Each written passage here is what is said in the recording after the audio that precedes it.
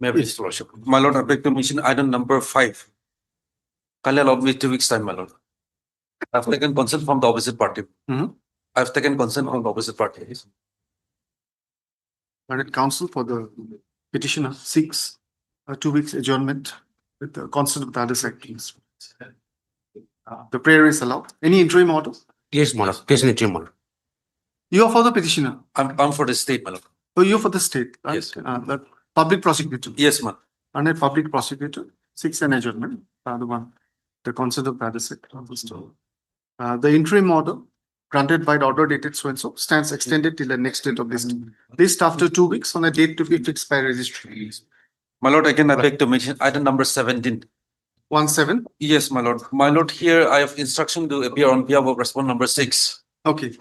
So, kindly allow me time to file Wakalan Nama. Yes. Lordship, I for the petitioner. Here, the respondent number 4, the DC Zuniboto has been transferred from his earlier posting. So you have to. Therefore, yes, to file in IN. Therefore, your Lordship may kindly grant 3 weeks time to file an appropriate interlocutor application. Hold up. Because It's the in the order. direction is only to the deputy commissioner, So, and he has implemented the other respondent. So the other We'll respondent. wait for the matter to. Yes, Lordship. Okay, okay. Much obliged. May I please, your lordship? Yes. I beg to mention item number 10, lordship. I am for respondent number 2, 3, and 4. I may be allowed 3 weeks time to file my affidavit in opposition. Learned counsel, your good name, please. Apila Sanktam. Learned counsel appearing online for respondent. 2, 3, and 4, lordship. Respond number 2, 3, and 4. Lordship. 3 weeks time. 3 weeks, lordship. It's time to file affidavit in opposition. The prayer is allowed. Anything else? That's all, lordship. List after 3 weeks on a date to be fixed by registry. You're for the petition. Any interim order? No. Obliged, lordship. Your lordship. Lordship, I beg to mention item 21, lordship. 21. 21, yes, lordship. I received instruction from respondent number 4, lordship, who is a private respondent, to represent them. So I'll be filing a bakalatama today during the course of the day, and also I also need time to file affidavit Okay. in opposition. No problem. Learned counsel, your good name, please. Nitya Okoza. For appearing for respond number 4. 4, yes. Within bracket, private respondent submits that she has received the power to appear on behalf of the said party and seeks some time to file an affidavit in opposition. The prayer is allowed. List the matter after 2 weeks. Lordship. 3 weeks. 3 weeks, lordship. List the matter after 3 weeks on a date to be fixed by registry. Next, my lord. My lord, I beg to mention item 13. I'm for the respondent number 4. Respond number 4. I'm here to file my affidavit. I may be granted 3 weeks time to file my affidavit in opposition. 3 weeks time. 3 weeks, my lord. Learned counsel for respondent 4. 3 weeks time to file affidavit in opposition. Prayer is allowed. Is the matter after 3 weeks. Hello, bless one. May I please, my lord? My lord, I beg to mention item number 3 from the admission column, my lord. Okay. My lord, I have also taken the consent of the other side, my lord. Due to some personal difficulty, my lord, I am not in a position to take up the case today. And with the lordship's leave, if it may come tomorrow, lordship, I'll be grateful, lordship. Tomorrow. Tomorrow's list, Learned if counsel possible. for the applicant appellant seeks an accommodation today and submits that the matter may come up tomorrow. List the matter on tomorrow, that is 24/4. Lordship. All right. May I good. please, the lordship? Yes. May I please, the lordship? May I please, the lordship? May I be pleased to mention item number 2, your lordship? Item 2. Yes, your lordship. Item number 2. Item our 22. not the Item 2, item 2. Yes. What is Your your lordship, item number your lordship, 22? may lordship kindly grant 1 week time for obtaining instruction, your lordship. You have for respond number? I follow the respondent, your lordship. All the I'm appearing for all the respondents, your lordship. item 2. learned counsel appearing online for all the respondents. Seek some time to take instructions and file written pleading if any. The prayer is allowed. List the matter after 2 weeks. 2 weeks will do. Your Lordship, 1 week, Your Lordship. 1 week. After a week. After a week. Your Lordship, I also beg to mention item 8, Your Lordship. Okay. Your Lordship, similar prayer, 2 weeks may be granted, Your Lordship. 2 weeks may be granted. You have all the respondents? Yes, Your Lordship. Same, appearing for all the respondents, 2 weeks time to take instructions and file affidavit if any full stop. Prayer is allowed, list after 2 weeks, item 8. Much obliged. May it please, Hey, please, Your Lordship. Just a minute, I'll come. Lordship. I'll Kindly come allow to me you. to mention item number 27, Lordship. With prior consent from the other side, if this matter may come up after 2 weeks, Lordship. Hearing matters. You're for the I'm for petition. private respondent. Private, you're for the petition. Yes, Yes, Your Learned counsel, Mr. James Newman. Respond number 4. Yes. Lordship. Within bracket, private respondent submits that matter may be listed after 2 weeks as there is some personal difficulty. The learned counsel for the petitioner has no objection. List the matter after 2 weeks. Lordship. Lordship. May Yeah, it please, Your Lordship. Lordship, with regard to item number 22. 22, yes. Yes, Lordship. May I pray that this matter may be listed tomorrow, Lordship? No name is shown in this matter. Yeah, that is why showing my name, Lordship. This morning only I have come to know about the listing of this matter. So my lord, this matter, there is little urgency in the matter. This matter relates to defraging of the account, whereby petitioner business has been standstill, becomes standstill. So my lord, my prayer, Lordship, let this matter come tomorrow, showing my name, T. Shom.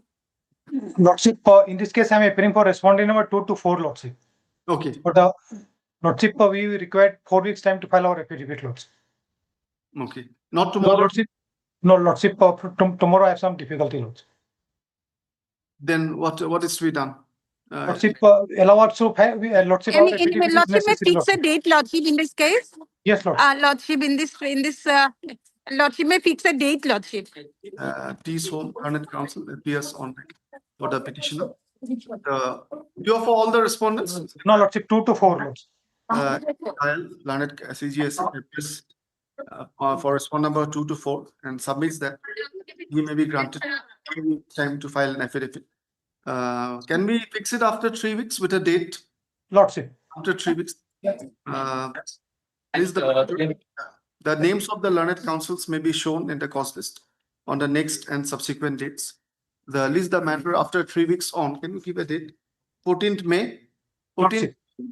Okay. Lordship. After 20th May, Lordship, then. Acha, after 28th May. See as 2020, after 20. after 20.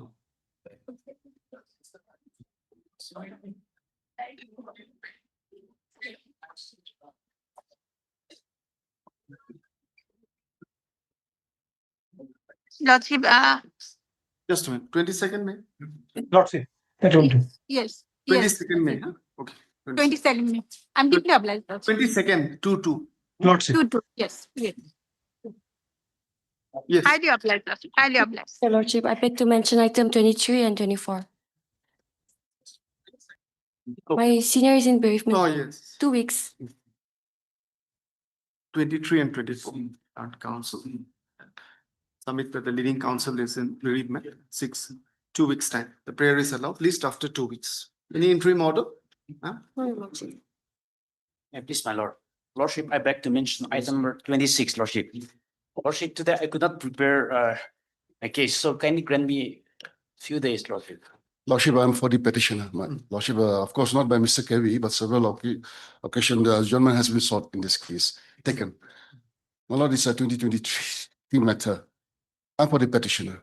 Kindly allow me to make my submission. And since your Lordship is sitting there next week, Yeah. they can make the reply. Make the reply next. Next week. Yes, yes. I will make my submission, my Lord, Okay. today, because there are so many respondents involved. So if I can start my I argument. have no problem if you work it out within yourself. Yes. If it's not a problem, he says Yes, that in fact, to make his submissions in part, his part he wants to make. You work it out. Yes, We'll Lordship, not adjourn it now. We'll hold it. Then you work it out. Yeah, It's because agreed. I think it is to the advantage only, my lord, that I make my submission Then and it will then be part hard. But it has to, if it's part hard, if then it's we have to convenient for the complete Supreme it Court. within next week. Yes. Since otherwise it will be inconvenient for you. Yes, ma'am. Let's see, let the matter come and we'll take a call. Yes, Please, Your Lordship, I beg to mention item number 9 on behalf of Senior and Sharma. If 3 weeks' time may be given for filing you're objection. for the applicant. I'm for the appellant, my lord. You're for the respond, 1 to 5, yeah. respond. 1 to 5. Learned counsel for respond number 1 to 5. 2 weeks time. To file, you'll file a objection. To file objection. To file an objection. You're for 6. Yes. Full stop. Learned counsel for the applicant appellate and respond number 6 are also present. Full stop. The prayer, the aforesaid prayer is allowed. List the matter after 2 weeks. 3 weeks. 3 weeks, after 3 weeks. He's seeking 3 weeks, right, 3 weeks, after 3 weeks. Much obliged, Lord. May I please, Your Lordship? I beg to mention item 12.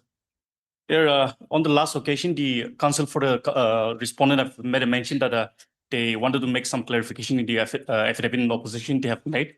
And we haven't received the new affidavit in opposition. So kindly grant us 3 weeks' time to file the reply. My lord, When we receive the affidavit. You're appearing, Pam, for all the respondents? no, my lord, I have for respondent 1 and 2. Yes, my lord. respond. Only for respond number 1. Three. Three. The deputy And, commissioners. and learned counsel online, you're appearing for respond number Respondent 1 and 2, my lord. 1 and 2. I have We not have seen- filed, we have filed the corrected affidavit, my lord.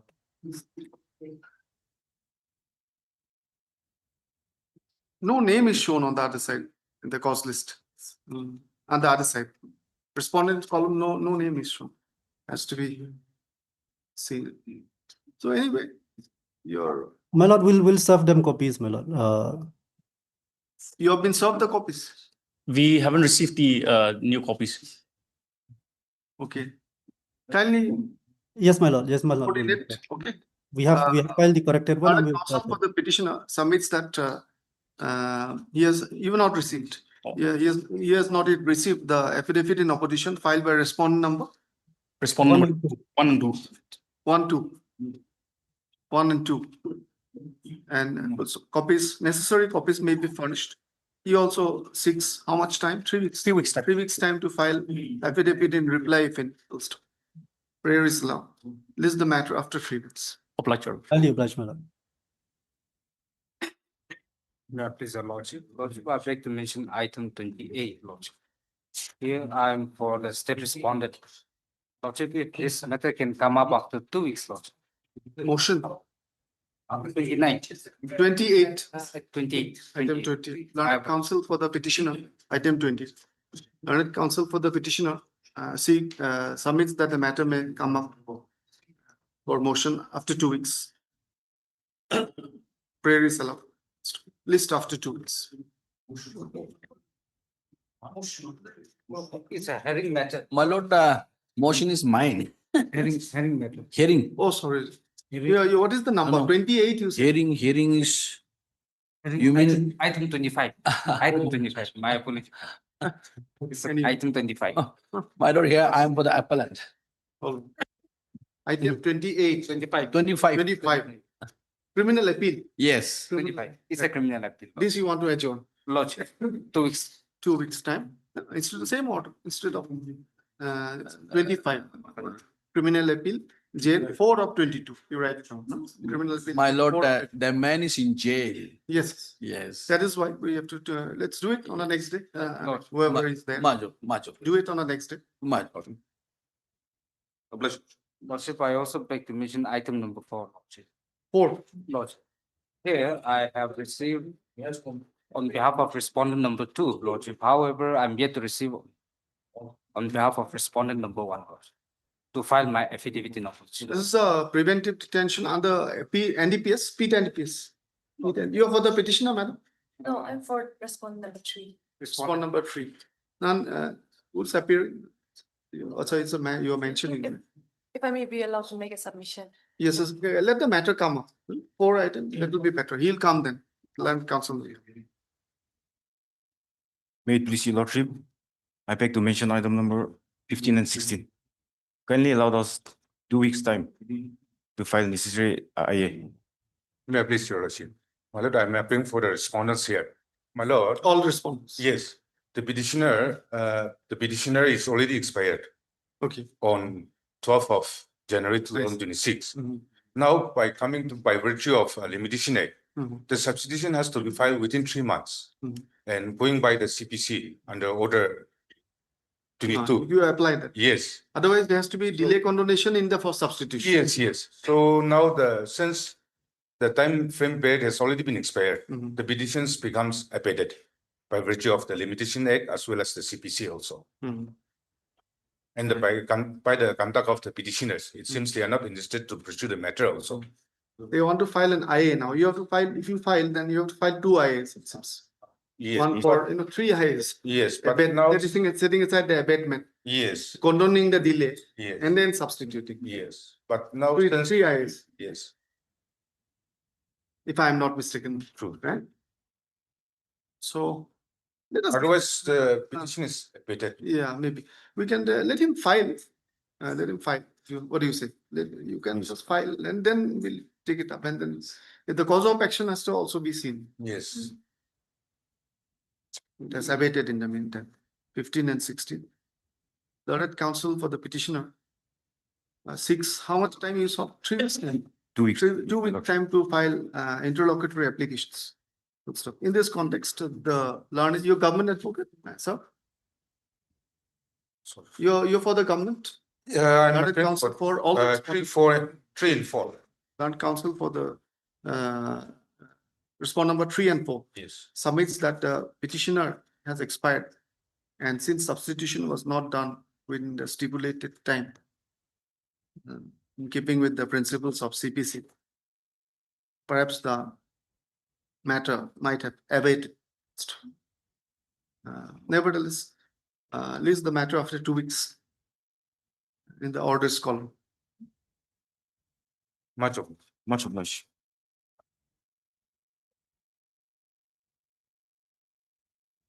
Start. so the supplementary cause is promoted, item number 28. One is there. One. Okay. But this is also motion. No,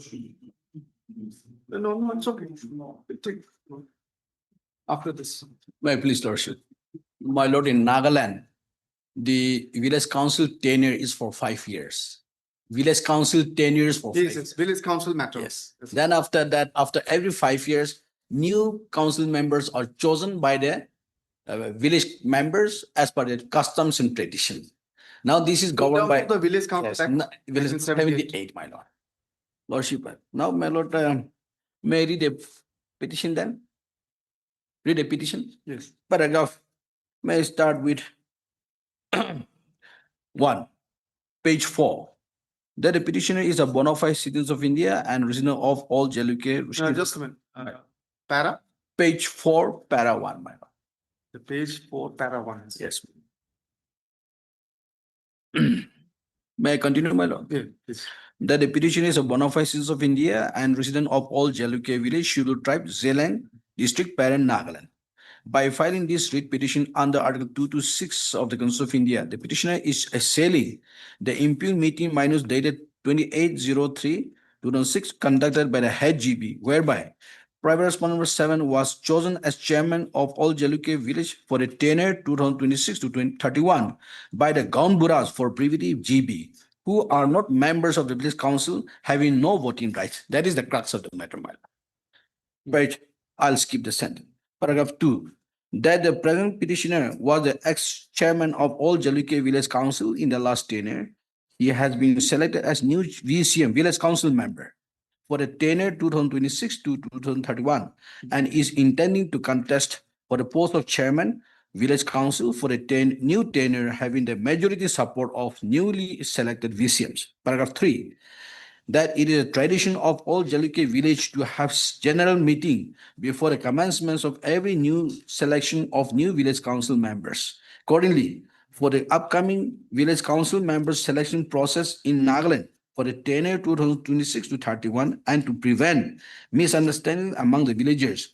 The All Jalukya Village Council, consisting of Sector 1A, B, C, had a general meeting on 20/02/2026.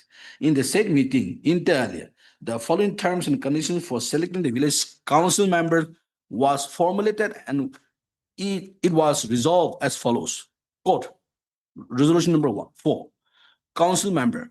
The council members shall be elected based on the norms and practices as exercised earlier. This is the only relevant word.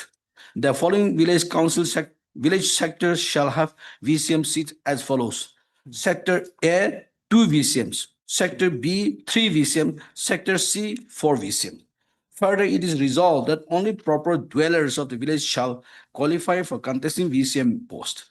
And during the process of election, the outsiders shall not be allowed to involve or interfere using intoxicants for peaceful conduct of election. Paragraph 4. That the life of the village councils in Nagaland for the tenure 2021-26 came to an end. Accordingly, in order to constitute new village council for the tenure 2026 to 31, the Deputy Commissioner Parent, in terms of government notification dated 09/03/2026, had issued a notification number so and so dated 11/03/2026, whereby it was notified to all the recognized villages under Parent district that selection of new village council members for brevity VCM for the tenure 2026 to 31 be done in accordance with the prevailing customary practices and usages. It is also mentioned in the said notification that the newly selected VCM will choose a member as chairman of the village council. This is relevant. The whole selection process shall be completed before 15 April 26 for onward submission to the government for approval. It is also further mentioned in the said notification that the village councils under Parent district stands dissolved with immediate effect. The head GB shall assume charge of the village administration till the new council is formed. 5. That in continuation of the DC Parent notification dated 11/03/26, the Additional Deputy Commissioner for Brevity ADC, Jalukya Subdivision, had issued a circular bearing number so and so dated 13/03/26, addressed to the head GB to complete the selection process of the new VCMs on or before 10/04/26. This is about VCM, village council member, not chairman. Yes. And thereafter, submit the list to the office of the ADC, Jalukya Subdivision, District Parent, Nagaland. 6. That in the state of Nagaland, the constitutions of village councils and the selection process for the post of VCMs, voting rights for the hereditary village chiefs, GBs, and aunts, and the selection of the chairman of village council is governed by the provisions of the Nagaland Village Council Act 1978. The selection of the village council members and its chairman is provided under section 471 of the Nagaland Village Council Act 1978. The relevant sections are reproduced as under code. Section 4. A village council shall consist of members chosen by villagers in accordance with the prevailing customary practices and usages, the same being approved by the state government, provided that hereditary village chiefs, GBs, and aunts shall be ex officio member of such council and shall have voting right. They will have voting rights. Yes. Only those who are hereditary village GBs, chiefs, and aunts shall be ex officio member of village council, and according they'll have voting right. Yes. Whereas in my case, Zealand, we are not hereditary GB. GB is not hereditary. That is my whole case. Chairman, section 7(1). The village council will choose a member as chairman of the village council court. Unquote. 7. That following the circular issued by the office of the ADC Jalukya Subdivision, the selection process for the new VCMs of all Jalukya village was held on 26/03/2026, sector-wise, and had selected the following new VCMs as indicated below. 1. Mr. So-and-so, Sector 1A. Mr. So-and-so, Sector A. Mr. Serial number 3, Mr. So-and-so, Sector B. So-and-so, Sector B. Now, these are the 9 VCM members. +3 +4. Yes, 9 VCM members selected. Now, The final select list dated 26/03/2026 of the new 9 VCMs mentioned above was submitted to the head GB, signed by 3 members of Election Commission, 7 GBs for onward submission to the government. 8. That the said select list of VCMs in respect of all Jalukya village had been duly submitted to the Additional Deputy Commissioner, Jalukya Subdivision, District Parent, Nagaland, containing 9 new VCMs by the head GB and another GB of all Jalukya village parent, Nagaland, on 28/03/26, which was duly received by the Extra Assistant Commissioner, Office of the ADC, Jalukya Subdivision on 01/04/2026. Till here, no controversy, my lord. 9. That after the submission of the newly selected VCM list to the competent authorities, the head GB of the all Jalukya village verbally called for a meeting for the newly selected VCM and the incumbent GBs. This is the problem. Problem start from here. Incumbent GBs on 28/03/26 for the purpose of choosing a new chairman of. Incumbent GBs are the who? The village council members earlier? No. The hereditary. GBs are different. GB in Nagaland. Yes. Yes. I'll just read it down. Yes. We'll come to that. For the Incumbent GBs of on 28/03/26 for the purpose of choosing a new chairman of all Jalukya Village Council for the tenure 2026 to 31.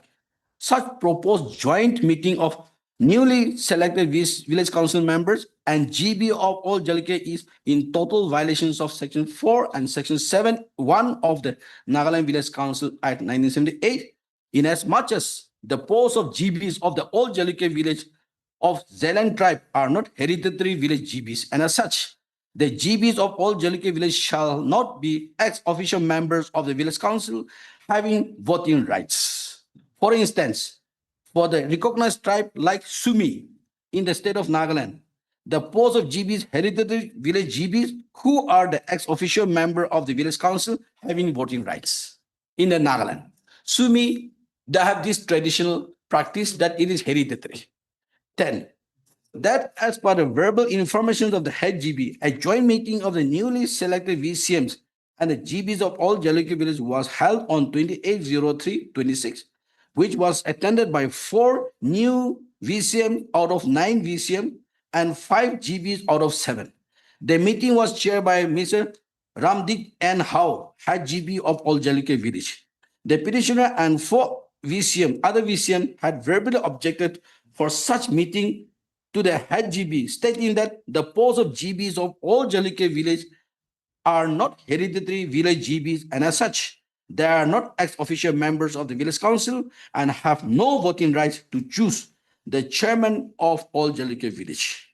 The petitioner and 4 other VCM had pointed out to the head GB that only the new 9 VCMs shall have the right to choose one of them as chairman. However, the head GB refused to listen to the petitioner and other VCMs and went ahead to choose the chairman on the same day, that is 28/03/2026.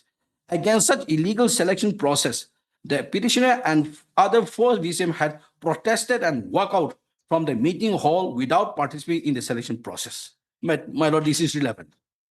In spite of such strong objection raised by the majority of the new VCM, the head GB had arbitrarily declared Mr.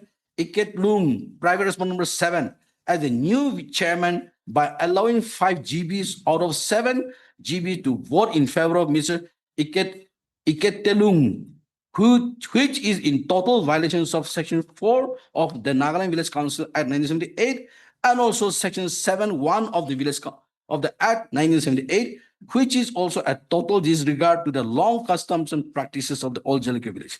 So, my lord, this is the case. I'll show the NHF, my how we page 42. This is the impugn order, impugn meeting minutes, my lord, for the time being. Page 42. Okay. May I read, my lord? Yes. Meeting minutes of all Jalukya Village Council dated 28 March 26. According to resolution number 5, enclosed resolved dated so by the 3 members of Election Commission and 7 members of GBs of all Jalukya Village stop. The head Gonbura GB Sri Ramdit N. Howe informed all the 9 members of newly elected village council members, VCM, and the 7 GBs at all Jaluke Sector B Village Council at 11 a.m. to select or elect new village chairman as per 7.1 of the Nagaland Village Council and area 1979. So now, my lord, he has the newly elected village council member. These are 9 village council members. Only this member have the voting right to choose their own, one of them as chairman. Now, my lord, next page, page 43. In total violations of section 4 and section 7.1, the head GB has allowed the following GBs to participate. Out of 7 head GBs, 5 have casted vote against me in favor of private respondent number 7. As scheduled on 28 March 26, the meeting was chaired by Ramdit N. Howe, head GB all Jaluke village. Out of 16 village council members and GBs, 9 members supported the candidature of Iketek Lung to be chairman of all Jaluke Village Council for the new next 5 years tenure 26 to 31 as signed on the meeting minute paper. Therefore, the head GB forwarded to the ADC Jaluke for the kind approval of Sri Iketek Lung to be the all Jaluke Council chairman, hence obtains absolute majority. This is the impugned minus. For the timing, if this is state, no problem. Because as per section 4, the village council member will be chosen by the respective villages as per the traditional custom. 1. Then, they provided that if there are hereditary village GBs or ANGs related to Konyak, chieftain may be somewhere related to cookies maybe. But in respect of Zelang tribes, there is no village hereditary GB. I have shown here, I have a next. How in the past, how GBs were appointed in respect of my case, my village, my lord. I'll just take your I lordship's. just have a query Yes. that section 7.1, which Yeah. you have reproduced, Yes.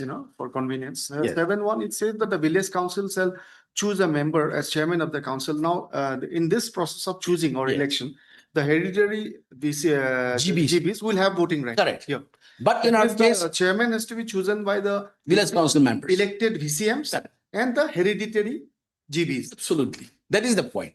In our case, all Jaluke, Zelang as a tribe, GB is appointee, not hereditary. Nice. Let's see that document. I'll show you I saw this notebook code, how GBs were appointed in the past. My lord, I have given the charge in the read petition itself. Okay. Page, lordship may kindly come to page 12, paragraph 15. After that, I have annexed the document. How GBs were appointed in the past. Page? Page 12, paragraph 15. Page 12, paragraph. May I read it, my lord? Yes. This is relevant. This will prove whether Zealand tribe is of hereditary village GB or not. Paragraph 15. That there are instances in the past how GBs in all Jaluke village were appointed by the district administration, which clearly shows that the posts of GBs in respect of all Jaluke village are not hereditary village GBs. The chart given below will show appointments of different persons for the post of GB and not inherited by next of kin. 1. Mr. Iran Green, son of late so-and-so, date of appointment is 13/11/18. Right. Was in place of this gentleman, in place of Kesogun, appointing authority DC.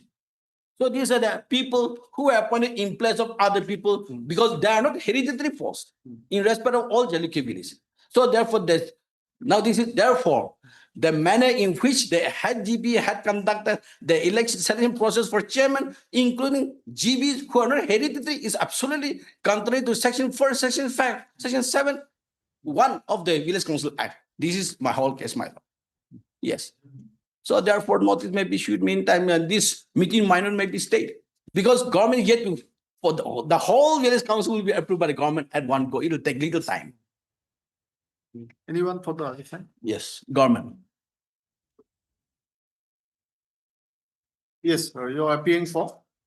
Yes. State government. State government, respondent for, except the private respondent. Yes. All of them, 1 to 5. Respondent 1 to 5. Representing 1 to 5. Yes. The oldest state respondent. Now, as my friend has explained, Nagaland will have 16 tribes and 16 major tribes. Now, insofar as Sumi tribe has been concerned, they have hereditary village GBs as protected in the Section 4 of the Nagaland Village and Area Councils Act, 1978. This concerns Sumi tribe. Yes. Yes, and so far as Angs has been concerned, as protected in the Section 4, it is Konyak. it is for the Konyak tribe. Correct. Same.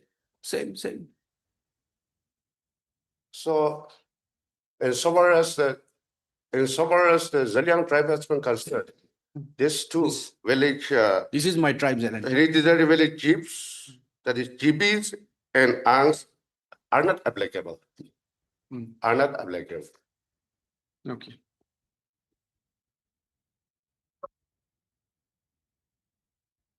Lordship, I'll take your lordship to, as projected in the pleadings of this writ petition. I have a problem. I'll take your lordship to page 32 of the writ petition.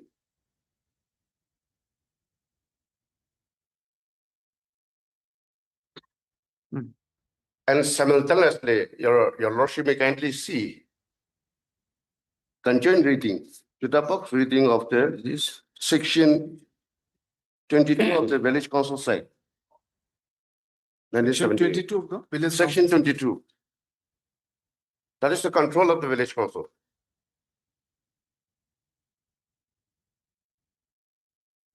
Conduct of election. 22. No, Section this 22. is to do with conduct of election No, for to village the- council members. To area No, no. council. Your lordship kindly see section 22. The conduct of May I election read? to area council. No, control of the village council. Section 22. Control of the village council. Very important. It's control of village councils. Yeah. Control of the village. Subject to Subject to the general sovereignty of the state government. The deputy commissioner, the additional deputy commissioner, additional deputy commissioner or subdivisional officer, civil in charge of the subdivision, assistant commissioner, or circle officer shall have control over all the village councils within its jurisdiction. That means, your lordship, village council is not an independent body. Of course, they function as per the act, but their sovereignty control is by the state, which is otherwise head of the district, that is the deputy commissioner.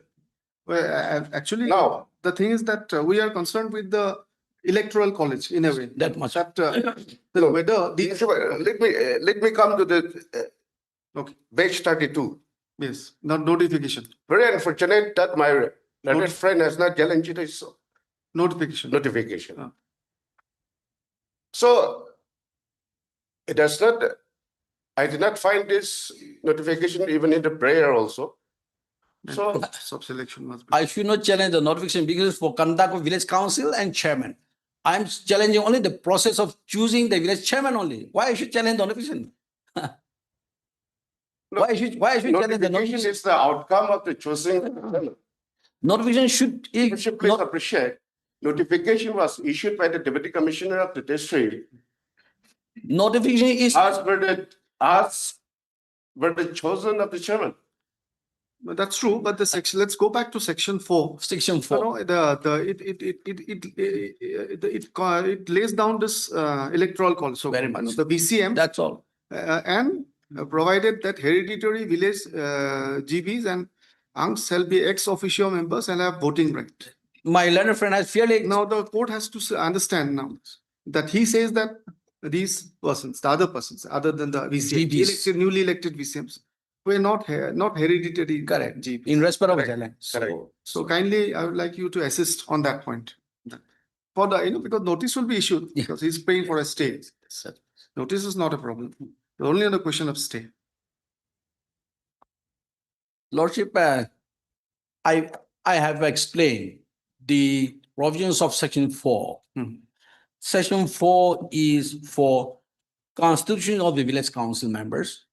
Now, the way village council member is chosen is by the respective villages as per the customs and tradition in terms of Section 4. Then, once village council members are selected or chosen by the villagers as per the tradition customs, that will be approved by the government. Then, along with that, the GBs, incumbent GB, whoever GBs are still in the office as GB, appointed by the deputy commissioner, provided that there are village hereditary GBs or in respect of Konyak, GBs in respect of Sumis, village chieftain maybe in respect of Bukis. These people will become ex-official member of village council. And voters. And voting right, having voting. But in our case, my friend was fairly admitted that Zelang GBs are not hereditary. So therefore, they cannot become ex-official member of the village council, and also they cannot have any voting right. Therefore, the head GB conducting meeting on 28 March 2026, allowing GBs to cast vote in favor of private respondent number 7 is contrary to the provisions of law. This is what I'm saying. That is the correct legal proportion as far as Village Council Act is concerned. Let us at this stage. No. That much. Anything else for me? Yes. Let the notice go and yes, let us see. Lordship, a short notice may be issued, and then other interim prayer may be heard. I'll find out. Or reasonably short date. Until then, we can put it on hold. That much. And after the private respondents appear, let them along with the government. Let them. You can also seek modification of let them vacation. If let them. No problem. With more arguments, maybe. No problem. But it has to be a Lordship, confusion. As I said earlier, page 32, the notification issued by the Deputy Commissioner stands. And because there is a possibility that, the possibility of an error creeping in cannot be ruled out altogether. That appears to me. That I put it that way. Yes, ma'am. Just short notice will be given to me so that I'll come up with clarification. Are you agreeable to that? No problem. Without stay. No, there should be a stay. Because the whole now Lordship has appeared. Now I have brought to the notice of judicial court. Now anyway, I think the court has taken cognizance that it is contrary to section 47. So if that is so, my lord, in my respect of submission, it's a fit case to at least suspend then meeting minutes. Not heard government advocate for respond number 125. The instant writ petition has been filed by the petitioner seeking interference with minutes dated 28/3/2026 of a meeting conducted by HGB with regard to Old Jaluki village, whereby the respond number 7, within bracket private respondent, namely so and so, was chosen as chairman of the said village for the tenure of 2026 to 2030. The primary contention of the petitioner is that such an election is to be is to be conducted by the participation of the village council members. My lord. And the hereditary GBs, Gaumburas, within bracket GBs. But in the instant case, the GBs who were not hereditary also participated in the voting, thereby making the election process erroneous. Yes, ma'am. Requiring interference in this writ petition. Full stop. It is stated and submitted that by notification dated 9/3/2026, bearing number so and so. We just lift it from page 5. Okay, page 5. Sorry, notification number so and so dated 11/3/2026. Yes. Issued by the learned Deputy Commission, District Commissioner Parent. Whereby it was notified that all the recognized villages in parent district shall select new VCMs, village council members for 26-31 tenure in accordance with the prevailing customary practices and usages. Full stop. And the selection process was subsequently another notification was circular was issued dated 13/3/2026 to complete the process by 10/4/2026.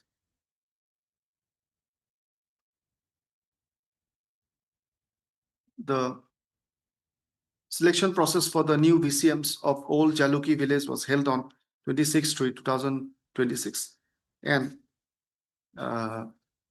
9 VCMs were selected. Yes, ma'am. For the 3 sectors being sector A, B, and C. My lord.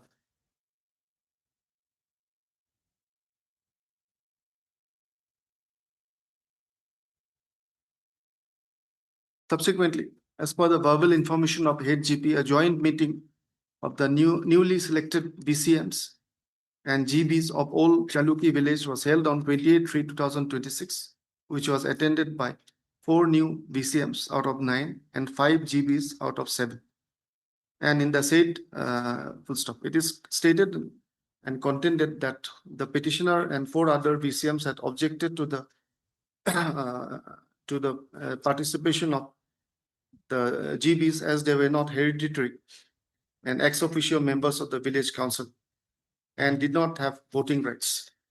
However, the process of selection was gone ahead, and in the said process, the respondent number 7 was elected as the chairman of the village council by the said meeting dated 28/3/2026, which is being assailed in this writ petition. Yes. Before proceeding for the provisions of section 4 of the Nagaland Village Councils Act 1978 may be reproduced herein below. Full stop. Next, thus it is revealed from the state statutory provision that the electors have to be the village council members and the hereditary village chief GBs and aunts. Full stop. Section 7 1 within bracket 1 of the said act is also reproduced here in bill. Full stop. It provides that the village council members shall choose village council shall choose member One of them. as choose a member as chairman of the council. Yes. The learned council has drawn attention to para 15 of the writ petition and the table indicated enumerated therein. It is submitted that all the 6 GBs mentioned therein were appointed on various dates by the learned district commissioner parent. Parent, my lord. It is submitted in this context that this clearly shows that the GBs of the said concerned village were not hereditary.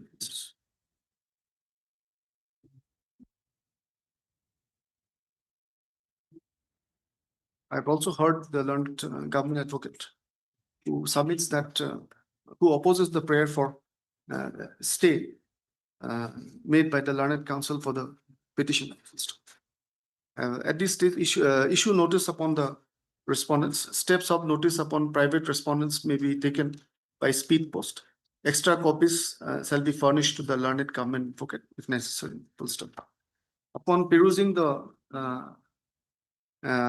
materials and considering the submissions, it appears to his court prima facie that the possibility of procedural error creeping into the election process cannot be ruled out altogether. Vis-a-vis the provisions of vis-a-vis the aforementioned provisions of the Nagaland Village Councils Act. Full stop. in such view of the matter, it would be prudent to allow the interim priority the next returnable date. Accordingly, the minutes of the meeting dated so and so. Annexure F. Annex shall remain state and shall not be given effect to till the next date of this. Now you please work out a date. Sure. After How do you want to take? you want take to anything? fix a date or after 2 weeks? or After something? 2 weeks, man. After 2 Okay. weeks. In the meantime, you can throw more light. March of light. This is the matter. You can give a date. After 2 weeks, you can take a date also, specific date also. You want any date? You check the calendar. That is. This is May. 8 May, 8 May. Nah? it's no problem. 8 May. 8 March of light. 8 Item number 1.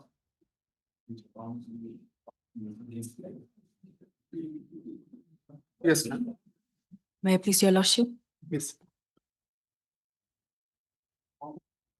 Your Lordship, the prefix of the case is such that pursuant to the order dated 30/10/2024 in case number ANLP 01/2023 passed by the Upa Lok Ayokta, which we can see in Annexure 5, page 32. The government of Nagaland, PNAR department granted approval to proceed with criminal proceedings against the petitioner. Accordingly, FIR dated 23/1/2026 was filed by the Additional Deputy Commissioner Jaluki, which we can see in Annexure 12, page number 97. 97. 97, page number 97. Let me just flag it. Yes. The type copy is behind page number 97. It's 97. also readable. 97 is also quite okay. Okay, this was the Yeah, this was the FIR filed you're again. taking quashing of the FIR. Yes, question of the FIR. This was the FIR. Yes, yes. Can we read? Yes, We can read it. Okay. In the meantime, this honorable court was pleased to grant anticipatory bail to the petitioner by order dated 26/2/2026, which is Annexure 13, page 103. Subsequently, the Undersecretary, PNAR Department issued a letter to the Deputy Commissioner Perrin to resign the criminal proceedings against the petitioner in view of the disciplinary proceedings which are already underway. Yes, which we can see in Annexure 14, page number 105. The case has been registered under so and so section. PC Act also. Yes, yes, Your Lordship. Page 100. Page 105, Annexure 14.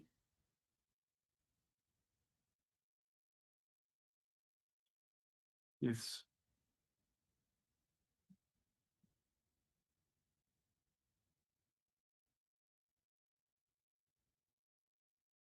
Okay. What was the allegation? The allegation was it came with there was a complaint filed at Lok Ayokta on 12 December 2022 by one Mr. The Suri. FIR is not elaborated. Yet, the facts of the case you can see in page number 3, paragraph 3.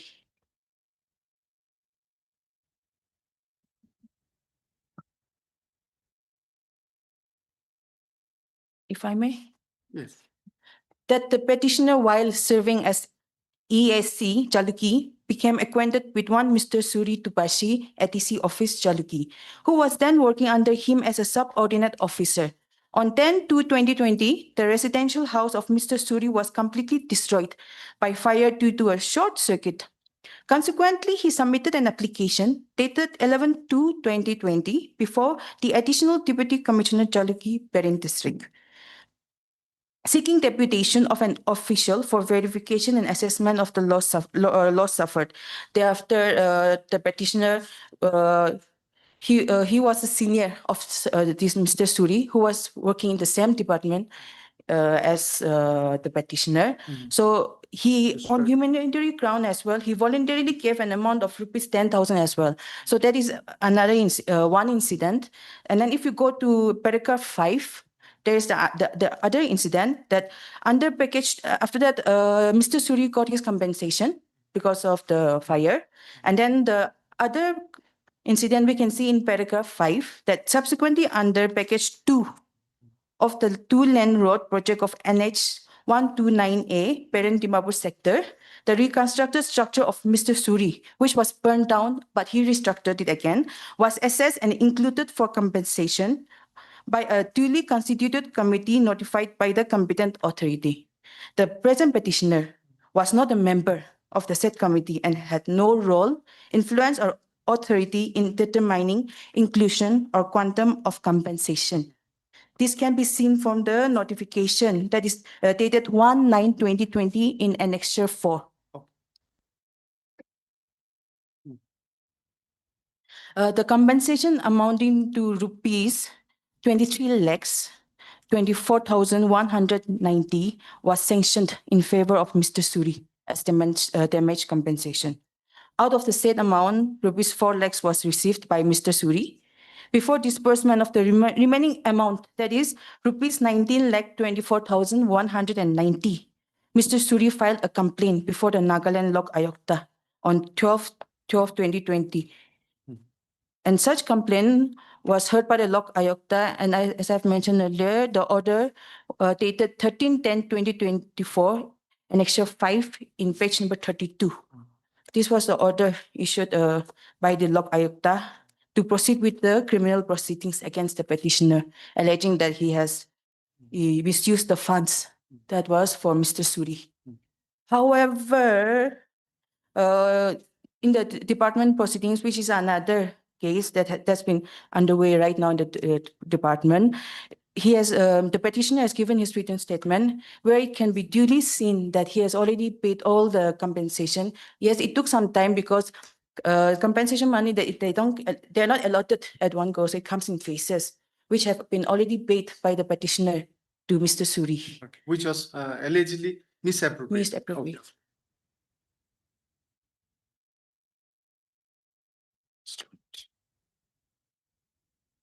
So we have even filed a discharge petition before the Learned District and Sessions Judge. Go on. Yes, yeah. Discharge, no, the discharge the investigation is going on or not complete? No, so discharge petition was rejected because they said that they do not have jurisdiction at the stage of investigation. Yes. Yes. You discharge So, only after only final after form yes, is submitted, right? Yes. Only So still after underway. charge sheet is submitted, Yes. if charge sheet is submitted, right? Yes.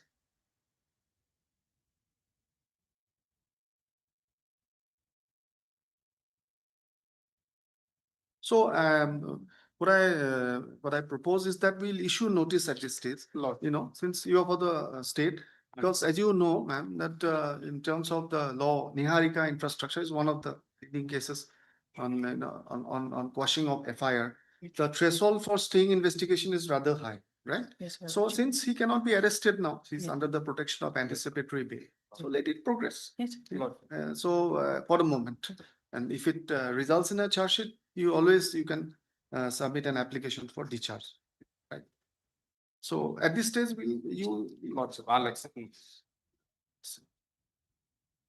you'll represent all the, there is no private respondent. Heard, madam, good name, please. Wapang Lamla. Learned counsel for the petitioner and learned public prosecutor for the state of Nagaland. Invoking the jurisdiction under section 528 BNS, the petitioner, namely so and so, is seeking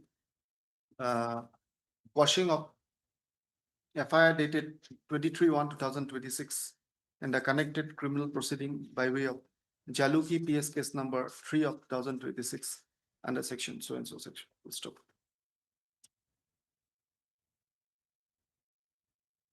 The brief facts contended by the petitioner side is that based on the recommendation dated fill it up by the Lok Ayukta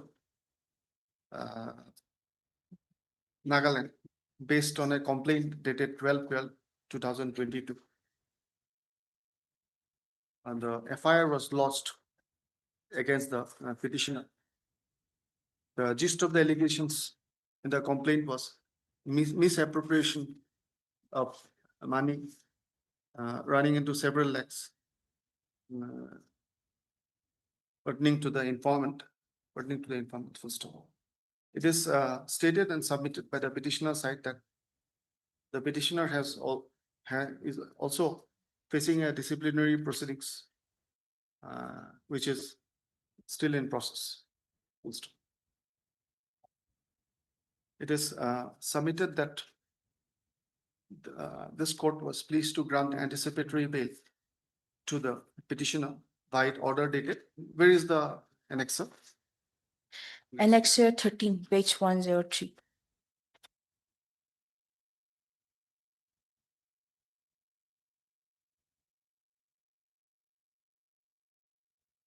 By order dated 26/2/2026, passed by this court in AB number 1 of 2026.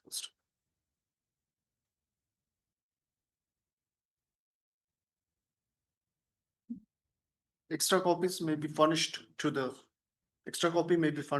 learned public prosecutor if necessary. You have received copy? Otherwise, I have received the copy, but however, I need an extra copy. no. Full stop. We'll need the case diary. Lordship, in fact, we need So case diary, you will call for original or scan copy? scan copy. Call for scan copy of the case diary of, oh, sorry, I missed something. You know, that if I was on the basis of the same, we mentioned earlier, Jaluki PS case number 3 of 2026 was registered. First up, call for the scanned case diary of the said PS case, so and so, on the concerned police station. Also, list the matter after how long? After 4 months. 3 weeks. 3 weeks. Okay. This is the matter after 3 weeks. After 3 weeks. Much obliged. Prohibition item number 4.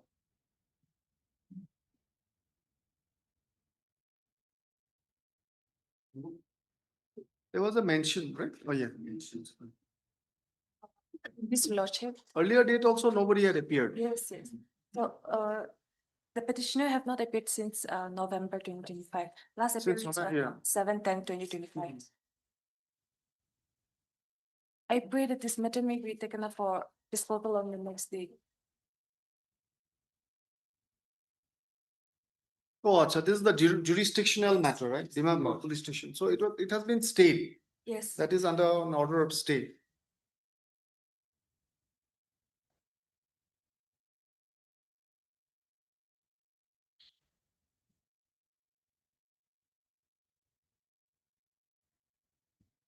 We can wait for one more day. If they are not there, can be dismissed or we can, if we have the case, should we get the case diary also? Then we can go into the merits and pass an order if necessary. You get the case there. This scan copy. Case diary. None appears on behalf of the petitioner. I find that on the previous date, that is 7/4/2026, also none had appeared on behalf of the petition. Full stop. Learned counsel, your good name? No, for the private respondent. For the private respondent, for the informants. And learned public prosecutor appears for respondent number 1. 1 and 2. 1 and 2. 1. Upon perusing the case record, I find that by order dated 9/4/2025, passed by this court,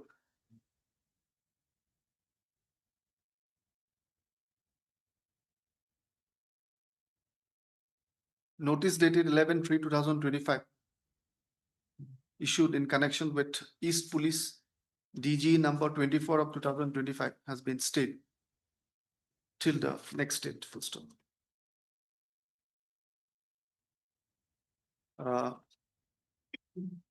Call for a scan copy of this police, this PS case from the concerned police station. Full stop. The interim order of stay shall continue till the next date of this day. List the matter after, let it be a little, well, after 3 weeks. 3 weeks? No. Just after 3 weeks. Right. Prohibition item number 6.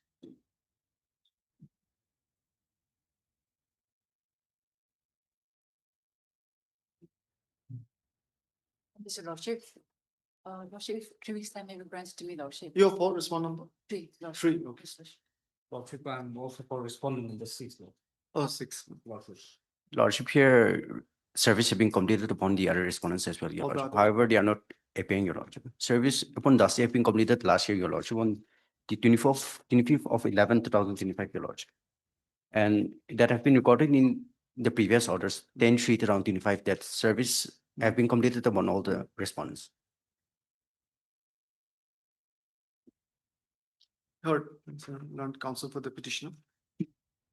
And the government advocate for I'm for responding number 6. respond number 6. For 6, No. respond, and you Respond number 3, Lordship. 3. Lordship. Full stop. It is submitted by the learned counsel for the petitioner that service upon all the other respondents is also complete. Your Lordship, it's completed from last year, Your Lordship. That's Okay. the service have already been completed. Uh, However, they are yet to appear. If However, direction may be given, however, from they have not chosen to appear so far. Full stop.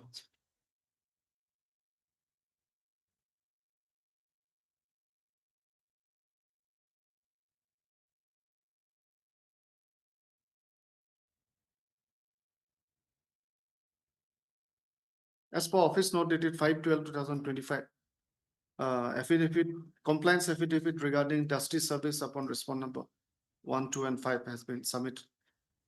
Full stop. The learned counsel for, you also need some time to No. take instruction. Learned counsels appearing for respond number 3 and 6. I'm for 6. 6 and 3. 3 and 6, 6 sometime, 2 weeks time, 3 weeks, Lordship. 3 weeks time to take instructions on 5. I thought the process, it's about regularization. Yes, sir. It's in process. Is it in process? It's in the pro. Your Lordship, here, what happened is that I've already retired from last year, Yes, Your Lordship. it's expedited. Yes. Please expedite. This is the matter. Would it be okay if it's 2 weeks? Lordship, let be here, since. Lordship, make it 2 weeks, Your Lordship. Your Lordship. I was, you can adjust, no problem. Lordship. This is the matter after 2 weeks. We'll give a date then. It will be convenient for you. Date slightly after 2 weeks. It will be somewhere in between, right? So 23, 7. Let it be on 11th, Monday. A little few days after 2 weeks. Lordship. 11/5. Supply.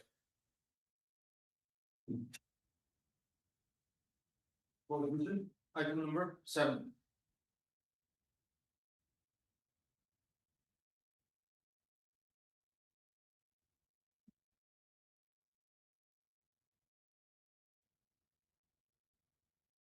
Please, my Lord. You're for 1. I'm for 1 month.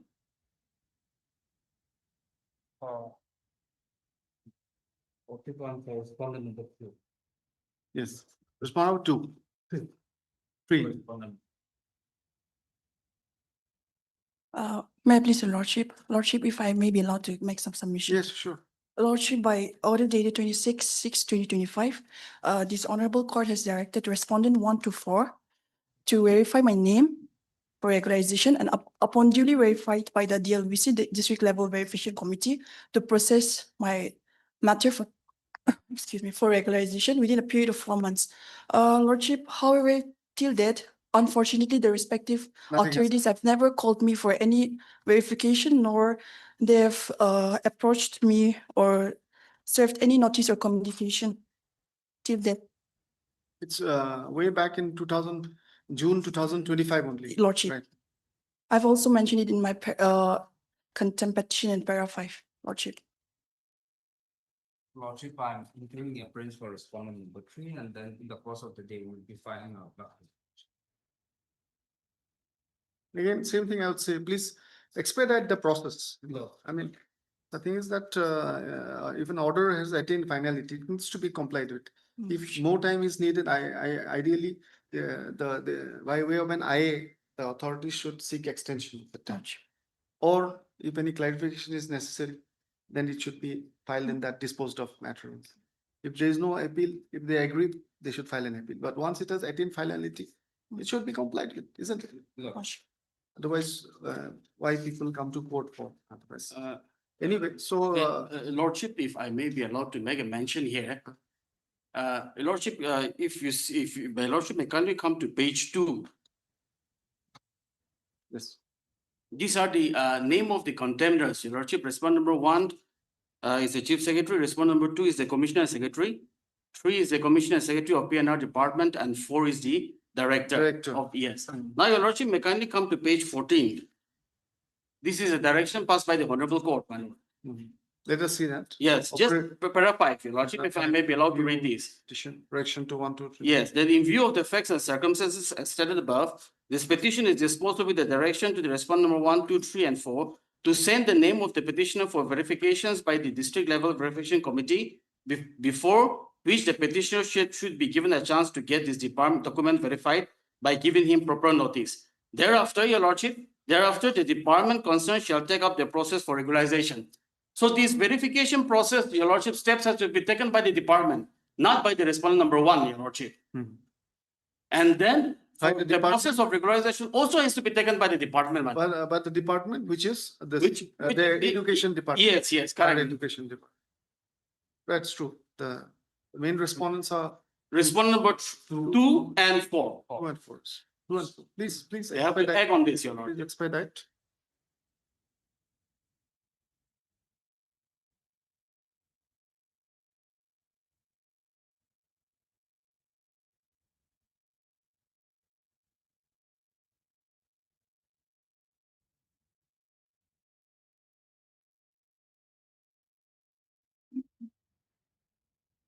Heard learned counsel for the petitioner and learned counsel appearing for respondent number 1, Chimomi, and for 3.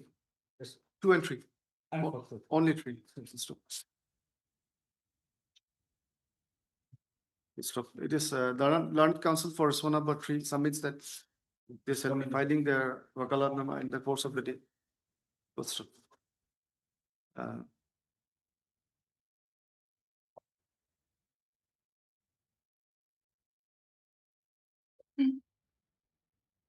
The order in question is order dated 26/6/2025, passed in WPC 207 of 24. Whereby this court was pleased to direct as follows in paragraph 5 of the order. Page 14 of the petition. Paragraph 5 we just reproduce. Let it be for convenience. In the next paragraph, in this context, learned counsel for the respondent number 1 submits that the entire process has to be effectively done by the department. Correct. Comprising respondent number 2 and 4. 2 and 4. Who has appeared? Nobody has appeared on behalf. In fact, on the last occasion. They have appeared. 2 is represented by M. Longkumar. And 3 are represented by, you are representing 3 and you are representing 4 also. No, I am representing only 1 man. Lordship 4 is Moimchin, Sir Moimchin. Anyway, no, it's appearing for respondent number 1 on. Anyways, it's 2. The names have been shown.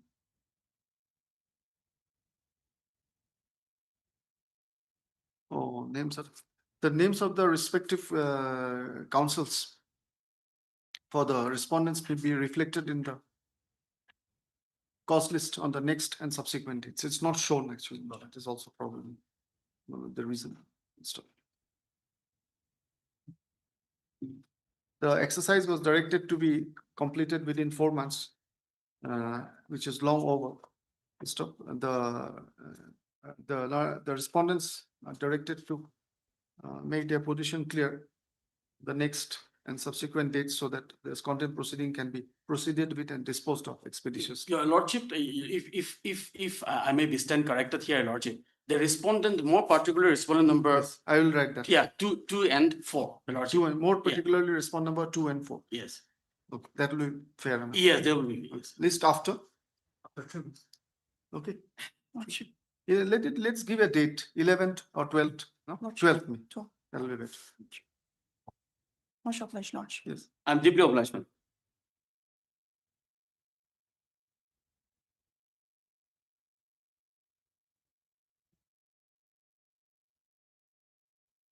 For addition, Item number 11.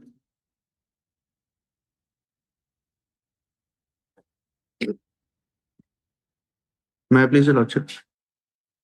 Okay, appearing online. Lordship, actually one confusion has occurred. My name is not reflected in the cause list. On the last occasion, I too requested. Okay, okay. Today we'll mention it again. So, what's name?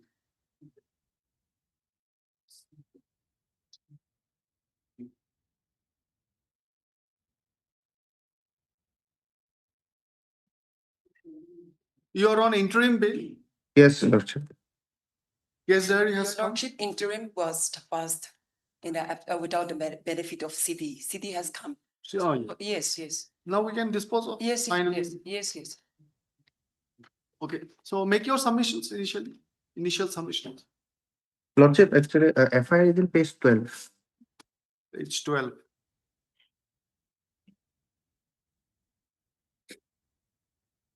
You can read it if you want. With all due respect, I, above named complainant, would like to inform that I'm a permanent resident of aforesaid locality and a businessman by profession. That I have a good relation with one Ahmed Hussain Tapada, a son of so and so, who is a permanent resident of Karimganj and recently residing at Kohima for his business. On dated 14/9/2021, my friend Ahmed Hussain Tapadar had invested money in the business of the accused person in the name and style of Royal Bricks Industry situated at Nalua Kamalpur, PO Jalalnagar, PS District Karimganj. Later on dated 25/9/2021, I met my friend Ahmed Hussain Tapadar in a social gathering and started talking about each other's well-being as well as business. Then my friend told me about his investment of some money in the above mentioned brick industry. He said that he had invested a sum of rupees 5,50,000 only for 1 year in the brick industry of the accused person, namely Rashid Ahmed Chaudhry. And the accused had agreed to give him 1 lakh pieces of bricks or the market value of 1 lakh pieces of bricks upon completion of the term 1 year. That upon further discussion, I have also shown interest in investing some money like my friend. So he called the accused person over phone and I too discussed the terms with the accused person that I will invest rupees 2,70,000 only and the accused person will give me 50,000 pieces of bricks or the market value of 50,000 pieces of bricks on the completion of 1 year period. And the accused person will provide me agreement for the same as they have provided to my friend. Later on, dated 24/10/2021, I gave my friend 2,70,000 in cash to my friend to give to the accused person as agreed. And thereafter, on 25/10/2021, my friend transferred rupees 2,70,000 through bank transfer into the bank account of Zakir Hussain Chaudhry as he was the agent of Rashid Ahmed Chaudhry, sole proprietor of Royal Bricks Industry. That thereafter, I and my friend have tried numerous times to communicate with them, but to no avail. The till date, the accused person have not paid me any money, nor they have given me the bricks as agreed. In view of the above, it is clear that the accused person have criminally conspired against me and have committed fraud and breach of trust with the intent to never return the money. Therefore, the case. So, my lord, actually, the brick industry is owned by the main accused, who is Rashid Ahmed Chaudhry. I was just acting as a witness since I know both Ahmed Hussain Tapadar and Rashid Ahmed Chaudhry. It is not alleged in the FIR that I have done anything wrong or I have not given But the it was amount. transferred into the account of the petitioner. That's for them. Yes. Right?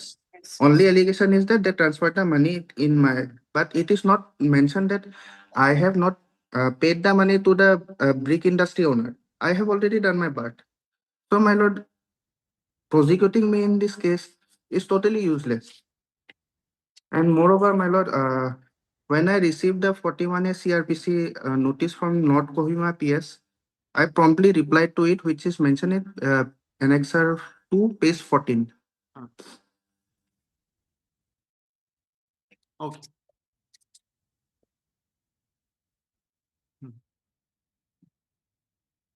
May I read my? Yes. I understand have the honor to state that regarding the said incident, another proceeding under section 138 NI Act pending in the Court of Learned CISM Kohima, right case, CR case number 5, public 25 under the said provision of the Act, filed by Ahmed Hussain Tapada, son of so-and-so, resident of so-and-so, who is now residing at Kohima as proprietor of MS Glamorous Cosmetics against me, along with the prime accused, Rashid Ahmed Chaudhry, that in fact I am no way involved in such acts and deeds occurrence as alleged. That in fact the complainant paid amount through bank check to the accused number 1, but I was only witness of the said transaction between the complainant and the accused number 1. That I am a cardio and high pressure patient and also attending a doctor advised me to take bed rest. Hence I am unable to face long journey and to attend your police station, and also railway communication from Barak Valley to is also interrupted due to bad weather. So I request under the facts and circumstances exempt me from appearance and send FIR against me. Otherwise, I and my family members shall suffer badly and thus obliged. Sorry. Actually, my lord, I have stated my position in the case to the police here. But what is the position as per your instruction regarding the supply of bricks and the return of money if bricks are not given? Bricks, lordship, according to my knowledge, the bricks are not given. They paid the money, and but the bricks are not given. So this hence this case. Okay, ma'am. The Lordship would like to peruse this. Lordship here, despite the repeat notice, the petitioner, he didn't appear before the IO. He has been absconding, and on the strength of the No, he has got an interim bail. Interim bail, but he did not cooperate. He has violated the condition. In the transit bail condition. Your Lordship may kindly come to page, relevant page is page 18. Of the CD. Yes, no, the 18 of the petition. That is the order of the transit bail. Yes, Sri Bhumi, no? Yes. Page 18. Yes. Lordship may kindly Ah, come to yeah, Canberra. Considering all of the above, I deem it fit to allow the aforesaid accused to go on transit bail of rupees 20,000 with one surety of like amount in default to judicial custody with the following condition. He shall appear before the Court of Learned Chief Judicial Magistrate, Kohima, Nagaland, within 15 days from today. So 15 days expired on 14th of April, but he did not appear before the competent authority. Now he shall not directly or indirectly make any inducement, threat, or promise to any person acquainted with the facts. And then he shall cooperate with the IO. He did not appear before the IO. Then instead of approaching the competent court, he approached this court. That amounts to forum shopping. In fact, this is clearly abuse of process of law, Your Lordship. I mean, Sessions Court, but he was given regular transit bail. No. We take clear He condition. was given just transit bail, madam. Transit bail. Yes, it's a transit bail. That's right. And then he got A specific anticipatory date bail. has been given. Then he got interim order from this court. Yes. Interim order from this court. Yes, that, Your Lordship, without the benefit of CD. So now the CD is available and Your Lordship may kindly peruse the CD. What is the projected story? Does it make out cheating? Cheating because she paid the money. Yes, at page 4, Your Lordship may kindly see. Page 4. There is a seizure memo of all the page 4 of the CD. Okay. Yes, Your Lordship. Prima facie, the role is attributed of the petitioner. Seizure memo of all the transaction detail along with state bank statement in the presence of witnesses.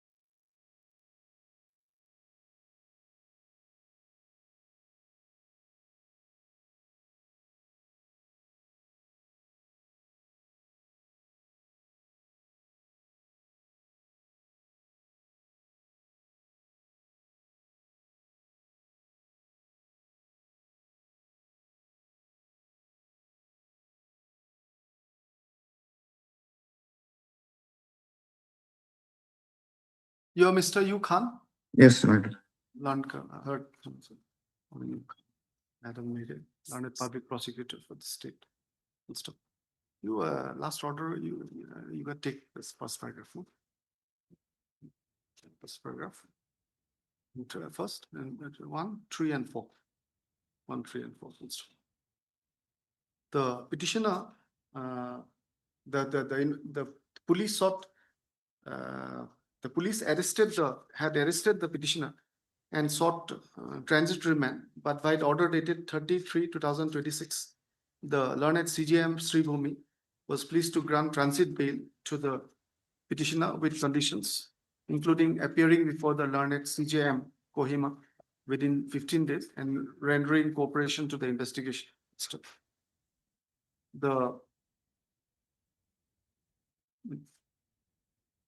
The gist of the allegations in the FIR dated. And so, what is the date of the FIR? Lordship, FIR is dated 22/5/2025. 2025. Is that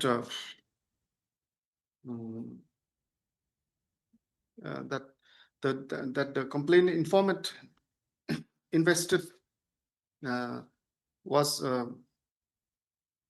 encouraged and induced to invest some money in the brick business of the accused persons, especially Rashid Ahmed Chaudhry, accused number 2, Rashid Ahmed Chaudhry. And towards the said objective, she invested towards the said objective on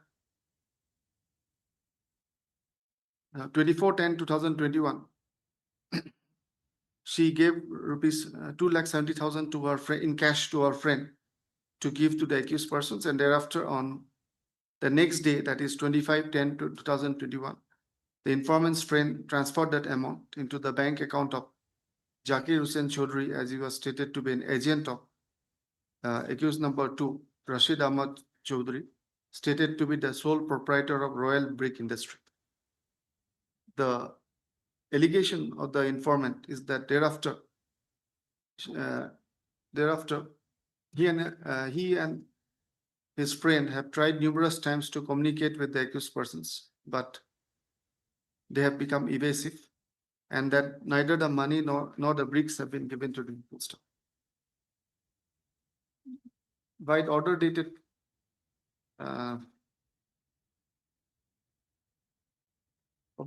passed by this court, the petitioner was granted interim anticipatory bail. The case diary as called for has been received. The learned PP opposing the bail submits that despite being granted transit regular bail by the learned CJM Sri Bhumi, the petitioner has not complied with the conditions, and that he has neither appeared before the learned CJM Kohima nor before the IO. Full stop. In this regard, the learned counsel for the petitioner has drawn attention to an reply to notice indicating his difficulties due to geographical conditions in appearing before the IO. Full stop. He has also health condition, my lord. And health condition. Full stop. It is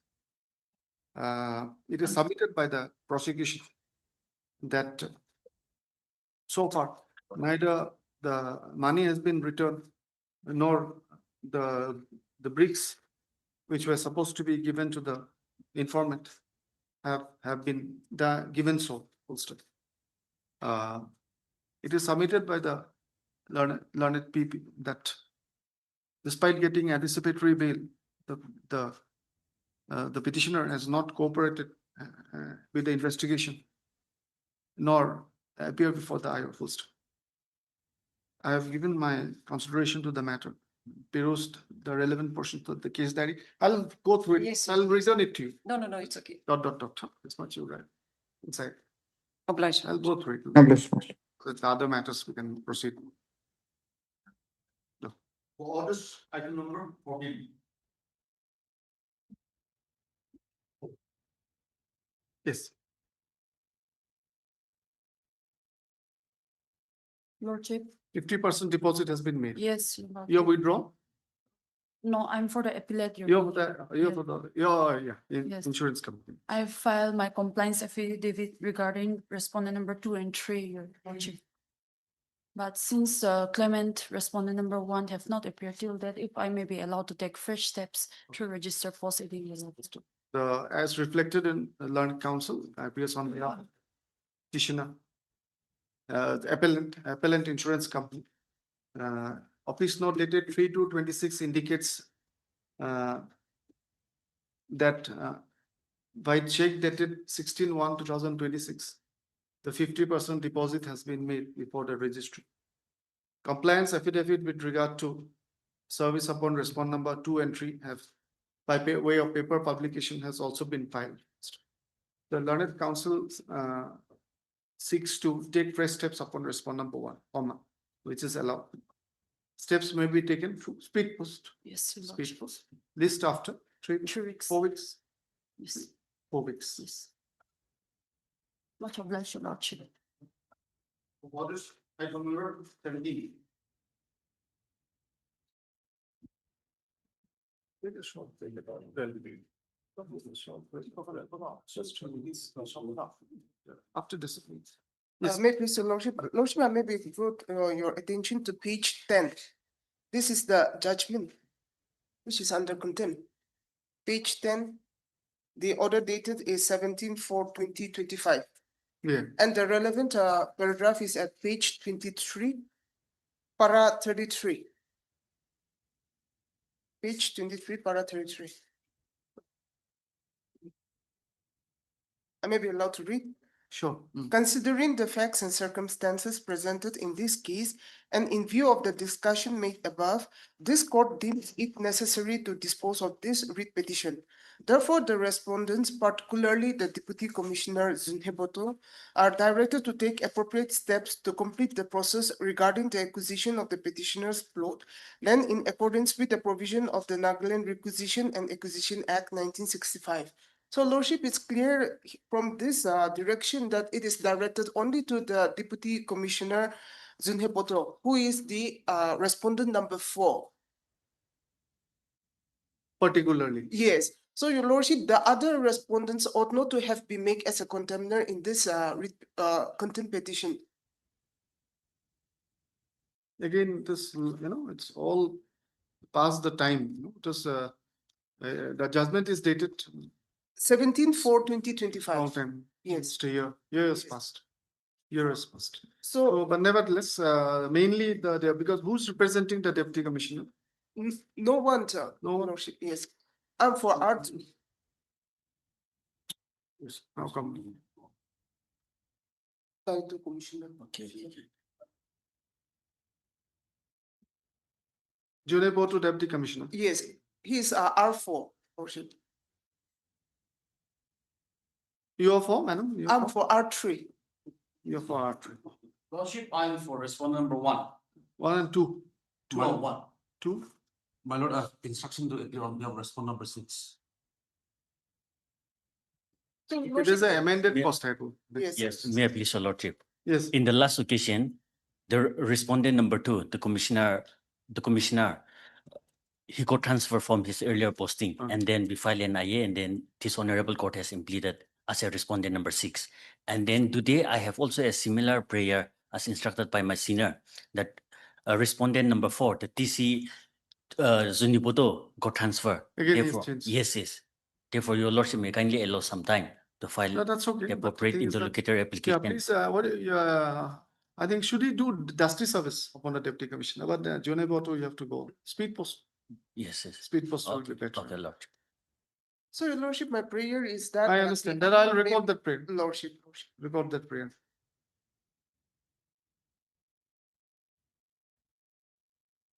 Lord Counsel, heard Lord Counsel for the petitioner. And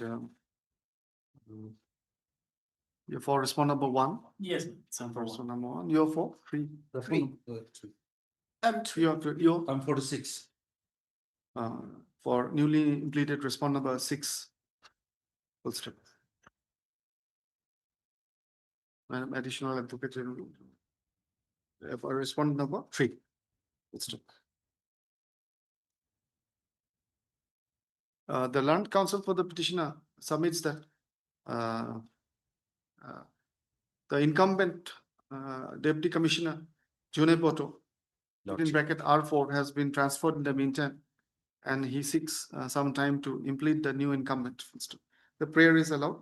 Full stop. The learned additional Advocate General submits that drawing attention to has drawn attention to para 33 of the order dated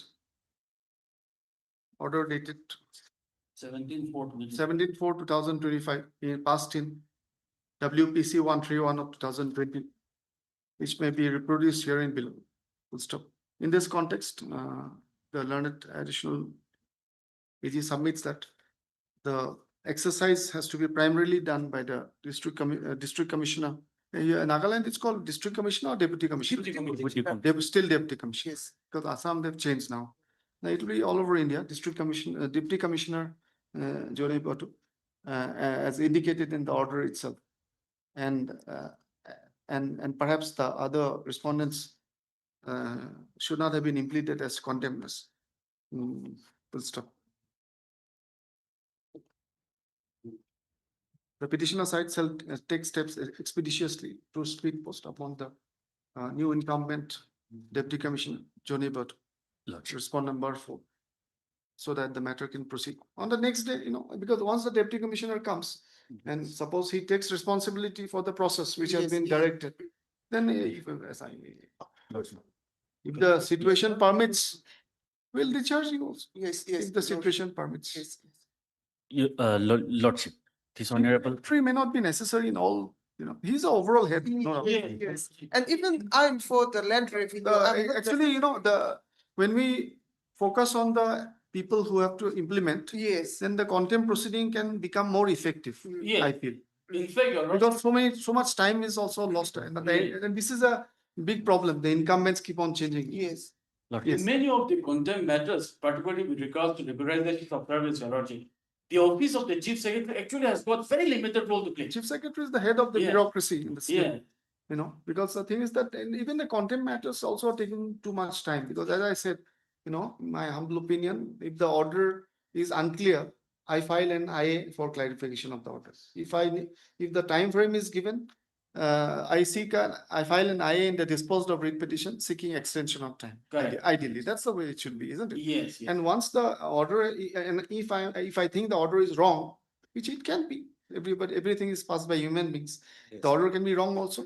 Then I go up in appeal. But once the order is attained finality, and then it should be implemented. Correct. That's the thing. Otherwise, we'll lose credibility. Yes. And the litigants will be frustrated. That's just, we exist for them. The entire system. Yes. Lordship. Anyway, so. Yes, Lordship. I need to file an IA to Yes. complete the. It may be reflected in the. Yes. That you have to do. The petitioner shall do the needful regarding and filing an interlocutory application for implementing the new incumbent, whereafter the steps of notice can be taken. Yes. So list this matter after 3 weeks. This is the matter after 3 weeks. Deeply obliged, my lord. You make a mention if it is not listed. It's not listed after 3 weeks, you make a mention. Okay, Lordship. And just take a shot. Okay.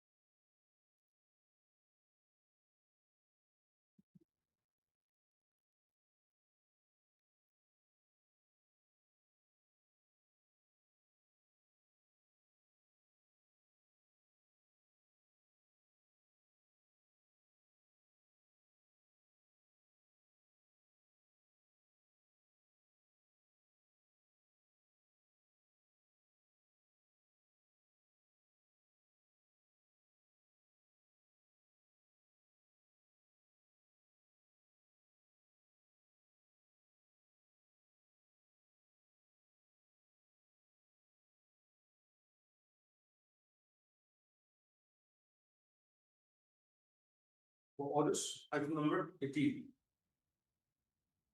Please. May it please your lordship. Lordship, I have instruction to appear for R3, that is the complaint. R3. Yes. Lordship, kindly allow me 2 weeks' time to file my vakalatama and affidavit if so. Washing of FIR, right? Lordship. You're for the petition? Yes, Lordship. Learned Lordship, it may be counsel. reflected that the notice has been. Your good name, please. James T. Mike. Learned counsel appearing for respondent number 3 Yes, slash informant. 3 weeks time. Lordship. You are sick. 2 weeks time. 2 weeks time to file a To file my vakalatama and affidavit if any. Objection if submits that he is appearing on behalf of the informant on instruction and he seeks some time. He seeks 2 weeks time to file the wakalatnama and objection if any. If any. Full stop. So do we call for the case diary in the Yes. meantime? In the meantime, call for the scan case diary. Scan case diary. Case diary of Dimapur East PS case number 26 of 2026. Right? So, list after 2 weeks. Much obliged. Item number 19.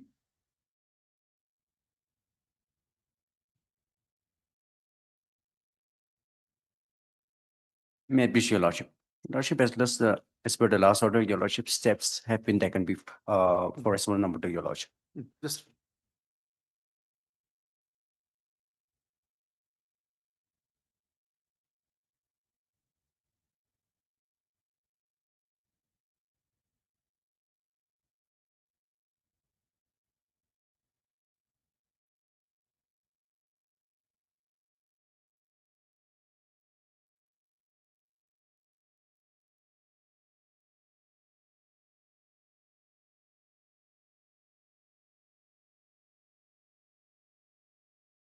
you're for the petitioner, right? Yes, Your Lordship, for the petition.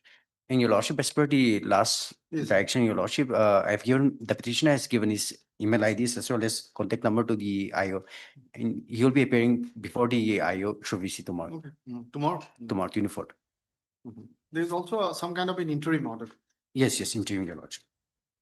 Interim was to allow to be examined through VC. No coercive measures. You know, madam, there's a reason, if I have to collect that more details, there's a recent decision of Supreme Court, Honorable Supreme Court, where this aspect has been gone into, we have to read the full order that whenever Regarding the court interim. says coercive measures, Yes, it should be, there should be some specification of what is meant, Yes, otherwise yes. just saying coercive measures sometimes can create difficulties for Vague. investigating agencies. Yes, You know, that's right. And if it is not arrest, not arrest. If it is Yes, something yes. else, something else. So Yes, the- it the- has to be specified. we have to see that Yes, judgment. yes. Just search, I think you'll get it. And then we can Gotcha. have a look. But I'll not tinker with this. Let it remain like this only for Gotcha. the moment. CD may be gone. Good stuff. You will take steps Steps have been taken, Your Lordship. already taken. Learned counsel for the petition drawing attention to the previous order dated 24/3/2026 submits that he has taken steps upon the response. Respondent, Your And Lordship. respond number 2, Yes, Your Lordship. and as respondent. per his instruction, the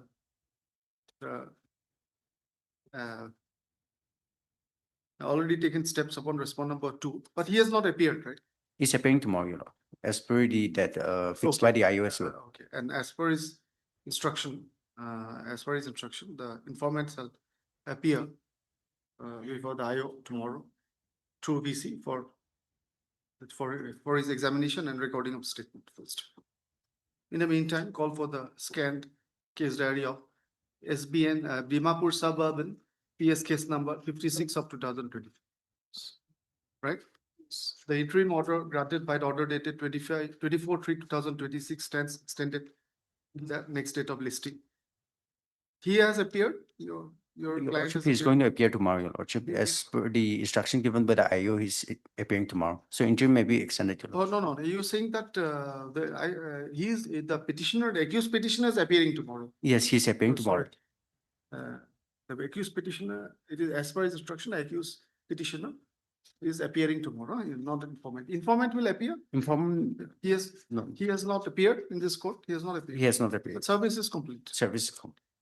You have taken steps. Yes, Your Lordship, on the 25th of March 2025. Essential. I mean, it's quashing. Na? Quashing. It's got for Then will be necessary. Bail is not essential, but except POXO, but it'll be, So well, you can do one thing then. If it is to the concerned police station, you can take an instruction. Yes, The prosecution may take instructions regarding service upon the respondent to the concerned police station. to the court. Lordship, Lordship, steps was taken to the court, Your Lordship.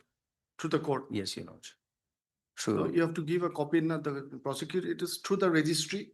Through the registry. Office of prosecutor and then yes, to the yes, concerned has to police pass station. on to it. For this purpose, a copy of this edition may be furnished if necessary to the learned public prosecutor.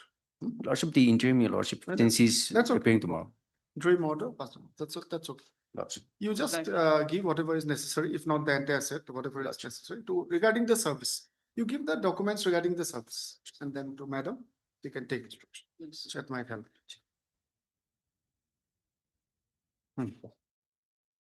For orders, item number 20. May I please, Yes. Lordship, as per the last court order, that this honorable court has directed to ascertain the correct address of Correct the, addresses. of the respondent one. However, You are for the insurance left- company, Yes, yes, Lordship. company. Yes, Your Lordship. Could you find? No, we can ascertain the present address. So if I may be allowed substitute service through newspaper publication.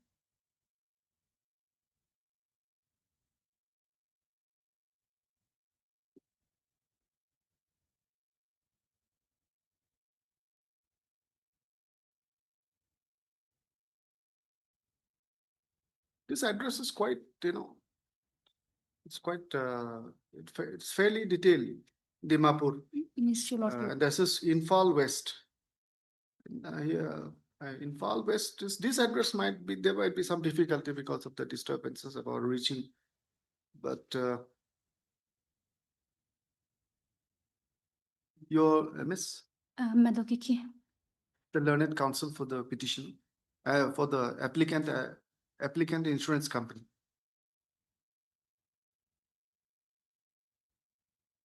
Other two are served, other two.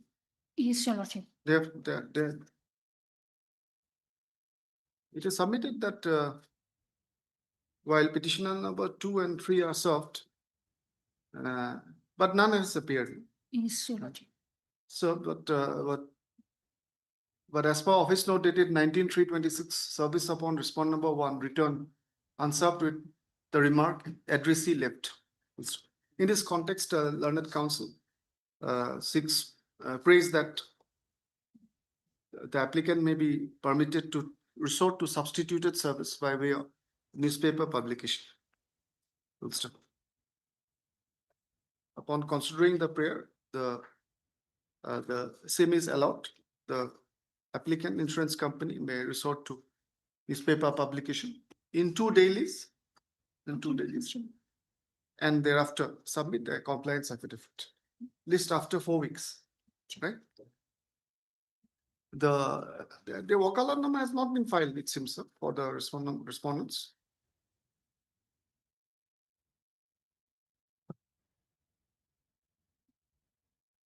Did I say service is completed upon 2 and 3? No, notice is sent. Notice is sent. Service report is awaited. Yes, Your Lordship. So service report is awaited with regard to respondent number 2 and 3. Those steps have been taken. This is the matter after 4 weeks. Would you like to For hearing, item number 26.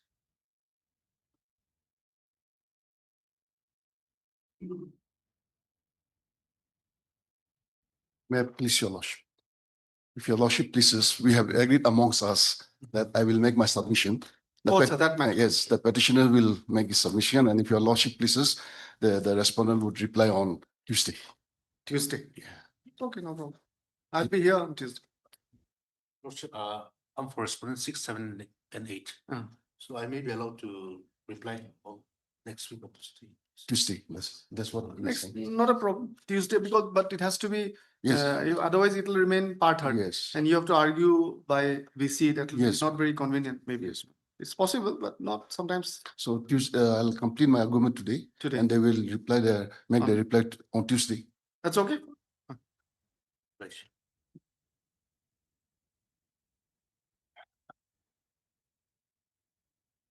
Okay.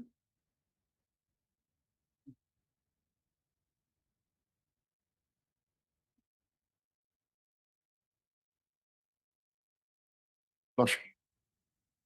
Yes.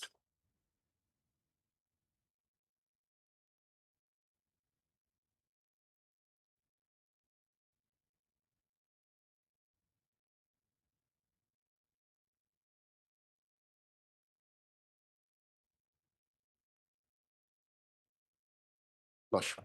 In petitioners, Mala, the 3 petitioners, as well as the private respondents, that is respondent number 4 to 9, are all serving as LDA cum computer assistant in the Directorate of Legal Metrology and Consumer Protection.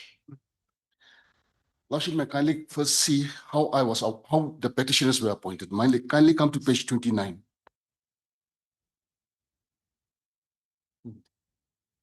Lordship, this is the advertisement. What is the basic dispute? I mean, Lordship, basic dispute what is, you are seeking? Lordship, may I just, the crux of the matter is this, my lord, that the private respondents are all illegal appointees. Okay. And we have been appointed in accordance with the rules through the Public Service Commission, through a selection process. Some of the appointments are. Oh, seniority. So seniority. So therefore, I have also challenged their appointment, since there are some cases where my case is that since I'm a person who has been appointed in accordance with the rules, all persons who have been appointed dehouse the rules or illegally should be ranked below, even if they have been appointed before me. That is my case, basically.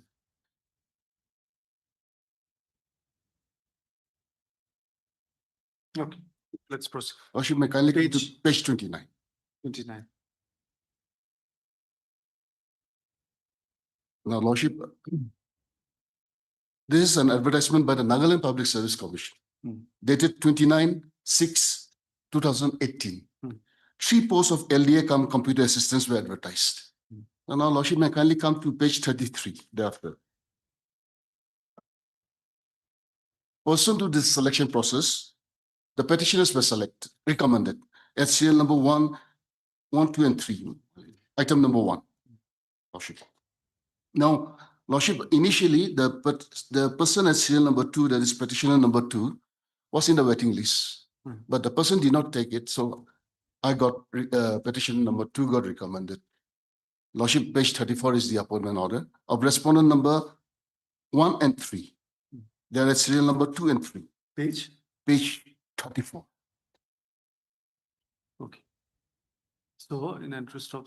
Yes. This is the appointment of the respondents. No, petitioner. Petitioner. Petitioner number. Okay, this is the appointment letter. These are Person to appointments, selection. yes, person to the selection. Okay. Lordship, may I just pause here for a moment.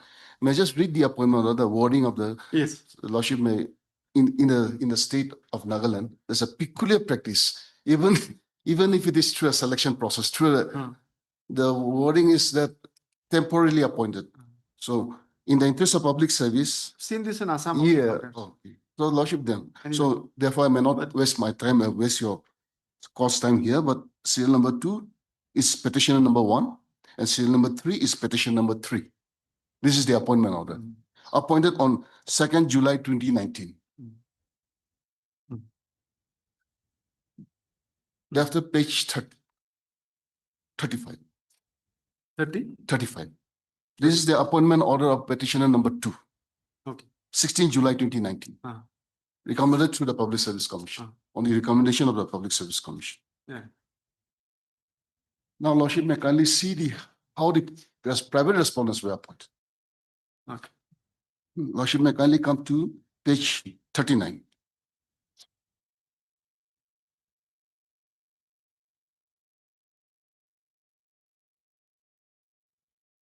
Thirty-nine.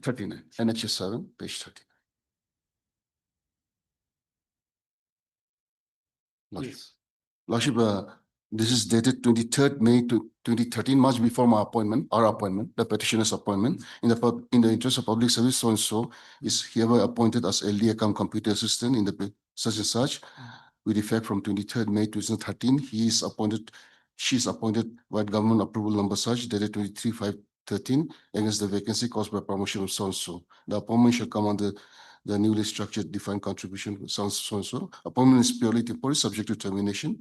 So, so and so is the alia computer assistant is posted in the office of control. So my lord, this appointment was without any selection process. Okay. Without advertisement, without any selection process.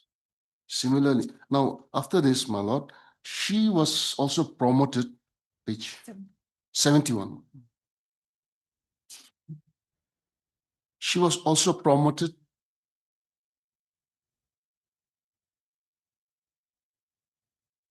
Then she was promoted. Promoted as page 71. 71. The appointment is dated 23rd May, right? 23rd May. Now, page 71.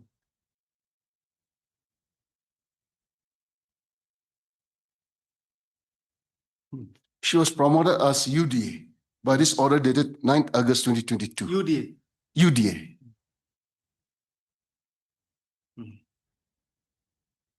Now, my lord, at page 73, since the promotion was not done following due process, this appointment, the promotion was directed to be cancelled, page 73. By a letter dated 2nd September 2022. The direction was given by the Secretariat to the Director to cancel the promotion, since it was not done in accordance with the prescribed procedure. This is respondent number 4. Now, coming to respondent number 5, my lord, kindly come to page 40. Page 40, also. By this, page 40, by this order dated 26/11/2014.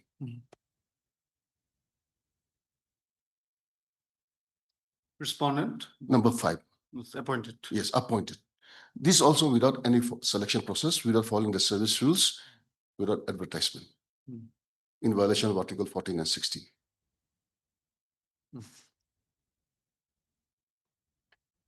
Then, Lordship, may I kindly come to the respondent number 6, that is at page 42.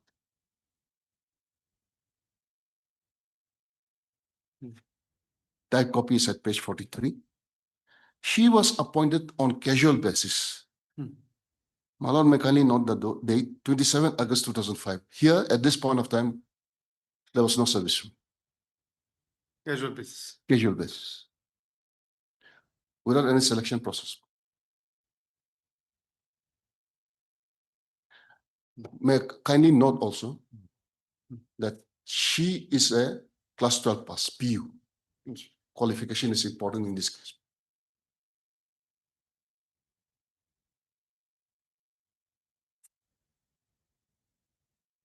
Page 44 is her regularization order. This was done on 10th Regularization of as LDA. Huh? As LDA. This casual basis initial appointment Yeah, and yeah. regularized as LDA. Okay. Respondent 6. Respondent number 6, 10th December 2014.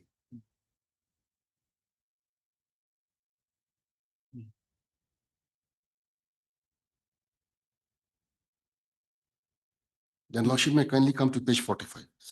Page 45, yes. Lordship, this is the appointment order of respondent number 7, dated 18/10/11. She was appointed on contract basis. Dehouse the service rules.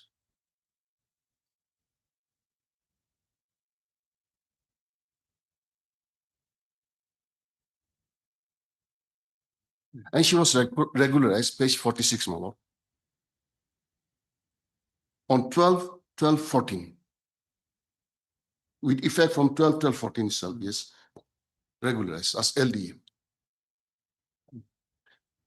After this, my lord, may I kindly come to page 47.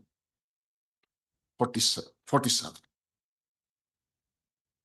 The respondent number 8 was directly appointed without following any selection process, without advertisement. Dehouse the service rule on by this order dated 17/4/2016.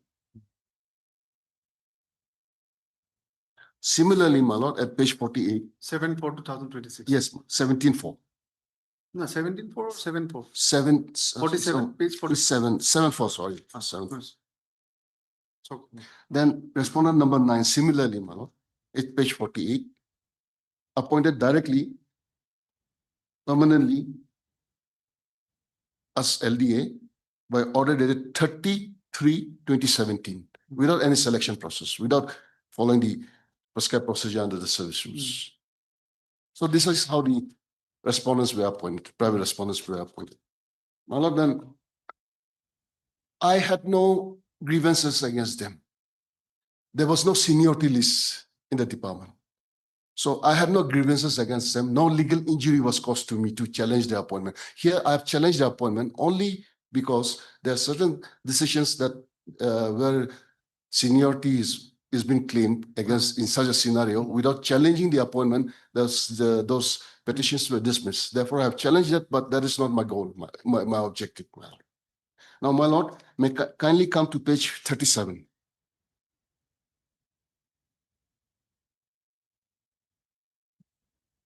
This is a letter dated 5th June 2022, and it's written by the director to the commissioner and secretary. May I just read this, my lord? Regularization. Yes, my lord. Proposal for regularization of initial appointment of LDA cum computer assistant in the Office of the Controller of Legal Metrology, Consumer and Protection, Nagaland, Kohima. Madam, I have the honor to refer to the above cited subject and to submit herewith a proposal for regularization and initial appointment of LDA cum computer assistant in the Directorate of Legal Metrology and Consumer Protection, Nagaland, Kohima. In this regard, the department would like to mention that the directorate assistants have been serving the department with utmost sincerity and dedication since their appointment and continue to provide their honest service till date. They are efficient, hardworking, and competent in carrying out their official duties, which has contributed to the smooth functioning of the department. As such, the department would like to recommend their service regularization at the earliest.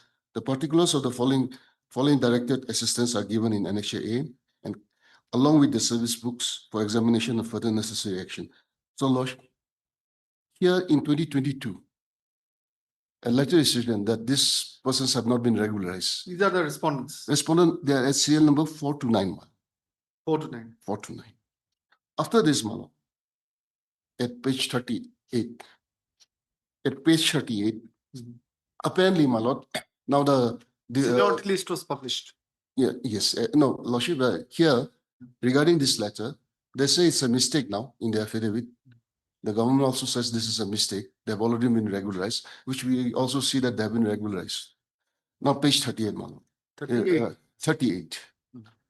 This is the first time when my grievance arose for me. Arose. Yes.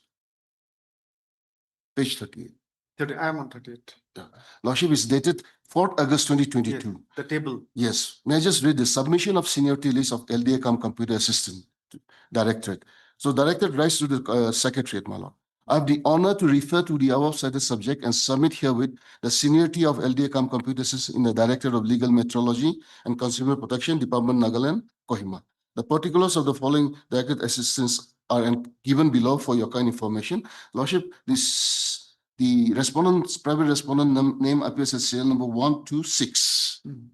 And the petitioner's names appear at the serial number 728. So we are placed below the private respondents. So this is the first time, this is when the grievance started. Yeah, grievance started. The petitioner number 7 is petitioner number 1. And yes, my lord. 8 is petition number 2 and yes. 9 is petition number 2. Yes. Nice. Then page 16, huh? Page 60. Then thereafter, my lord, may kindly come to page 60. Page 60. 60. Then this tentative seniority list dated 29 August 2022 is circulated.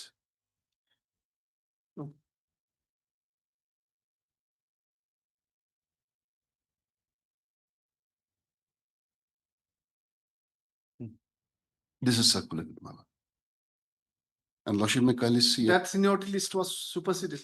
According to that only, there was a proposal sent by the director. Then it was finalized. And this was again another tentative seniority list forwarded. Lordship may kindly see at page 61.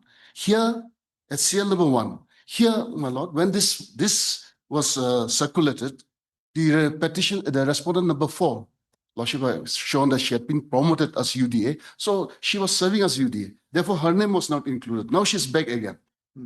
So 61, page 61, Lordship will find CL number 1 is the respondent number 5. Respondent number 4 is not there.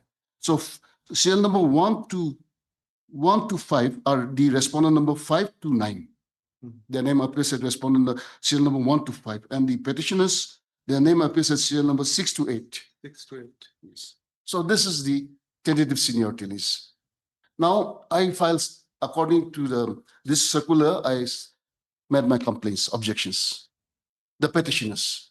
Lordship may kindly see at page 62 is one of the representation. Page 62 is one of the representation against this tentative seniority list. Then again at page 64, another representation. Then page 66 also is another representation. Then again, objection again at page 68. Page 69 also another objection by the petitioners. Then page 70 also, my lord. Objection by the petition number 3. Several representations. Several representations.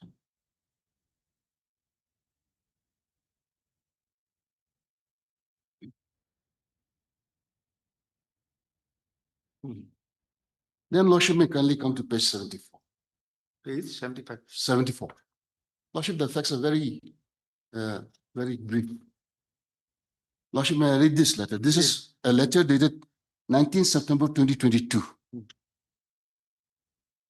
It's written by the director to the secretariat, my lord. Seniority list LDA cum computer assistant. That is the subject. I have the honor to refer to your letter number such, dated 11/8/2022, on the above cited subject and submit herewith the clarification regarding the mode of appointment in respect of the following LDA cum computer assistant. In the Office of the Controller, Legal Metrology, Consumer Protection, Nagaland, Kohima. The appointment were made on the department level without open advertisement or departmental examination. Kindly note the department clearly says that this was made without any examination, without any selection process. That is. Respondent number 4 is serial number 1 is respondent number 4. Srimati so-and-so, LDA cum computer assistant, was appointed against existing vacancy by government approved number such, dated 23/5/13, and the office order number such, dated 23/5/2013, with effect from 23/5/2013. 2. This is respondent number 5. Ms. Srimati so-and-so, LDA cum computer assistant, was appointed under existing vacancy by government approval order number such, dated 26/11/2014, and vice office order number such, dated 26/11/14, with effect from 1/12/14. Then again, in case of respondent number 6, that is serial number 3, Srimati so-and-so, LDA was appointed on casual basis with order number such, dated 30/8/2005, with effect from 1/9/2005. Her service was regularized by office order number such, dated 10/12/2014, with effect. Lordship, these are all the same thing. We need not read it, but 1, 2, 6 there. How the mode of appointment is clearly given. Now, Lordship, may kindly see after this, page 75. Page 75. Again, the director writes regarding the objection to the tentative seniority list. I have the honor to refer your letter. This is dated 15 February 2022. I have the honor to refer to your letter number such, dated 2/2/2023, and to furnish her with the necessary details. Serial number 1, education qualifications. Serial number 2, seniority list in respect of LDA cum computer assistant under the establishment of the controller, legal metrology, consumer protection, and Nagaland, Kohima. This is submitted for your kind acceptance and necessary action. So here, the seniority is, in spite of the objections, my lord, in spite of the representation, again, they send this set. Now, look, 75 again, my lord. Can we see? 76. The petitioner, the respondent number 4 is at serial number 1. Then 1 to 6 are the private respondents. And in case of serial number 3, respondent number 6, Lordship may kindly see the educational qualification plus 12 PU. So now, after this, the matter was against, we have also come across a PNR note, that's a Personal and Administrative Reform Department. So opinion was sought most probably from this department, and the PNR says, the matter of the seniority issue among LD have been examined and the following are conveyed. With regards to the educational qualifications, Srimati Vikro Sakhe, that is respondent number 6, it is observed that the appointment was done in 2005, that is prior to the implementation of the Directed Ministerial Service Rules 2006. As such, she had the requisite qualification, that is PU, for appointment to the post of LDA during the point of time. And clause 2, insofar as seniority is concerned, status quo may have to be maintained as 3 complainants were appointed only in 2019, whereas their seniors were appointed regularized in between 2013 to 2017, which is prior to 3/8/18, the day Honorable Court nullified OM dated such 1/8/2016, OM dated 4/8/2008, and Office Memorandum dated 27/9/2019. Lordship, I'll come to this judgment also there. So what most probably this is an appointment. This is some sort of an executive instructions where regularization was possible regarding regularization of contract ad hoc appointees. So the stand of the PNR is that since this was still alive during the time when they were appointed, so there's nothing wrong with the appointment. Most probably that is the stand they would like to take. Now, Lordship, we kindly see. That regularized earlier. So from that day. Before that was set aside by this Honorable Court. That's what they're saying. Okay. Some executive instructions were there, and based on that, they were regularized. Before those executive instructions were set aside by this Honorable Court, so that is the case. Now, my Lord, may kindly see the service rule came into effect. There's a service rule which is called the Nagaland Ministerial Service Rules 2006. This rule 2 says, rule 1, clause 2 says, this rule shall come into effect from the date of their publication in the Nagaland Gazette. Yeah. Now, Lordship, this was notified on 16/3/2006. Lordship, may kindly note the date, 16/3/2006. I've stated this in my paragraph number 3 in my petition, and this is not disputed. 16/3/2006. The rule came into force.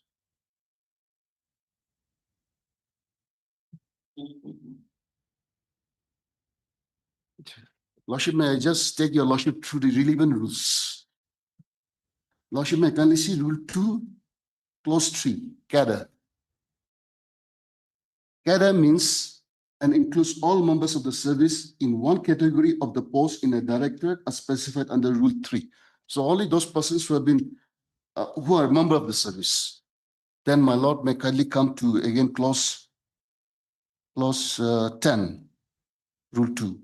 Member of service, member of the service means a member of the ministerial service of any directorate, both gazette and non-gazette, who are recruited to the service either before or after the commencement of these rules. So in rules. Now, Lordship, may kindly see Rule 3 at 1(5). Lower division assistant come computer assistant. Class 3 non-gazetted. Now, Lordship, may kindly come straight away to the Rule 7 now. Rule 7 is for direct recruitment, how direct recruitment is to be made.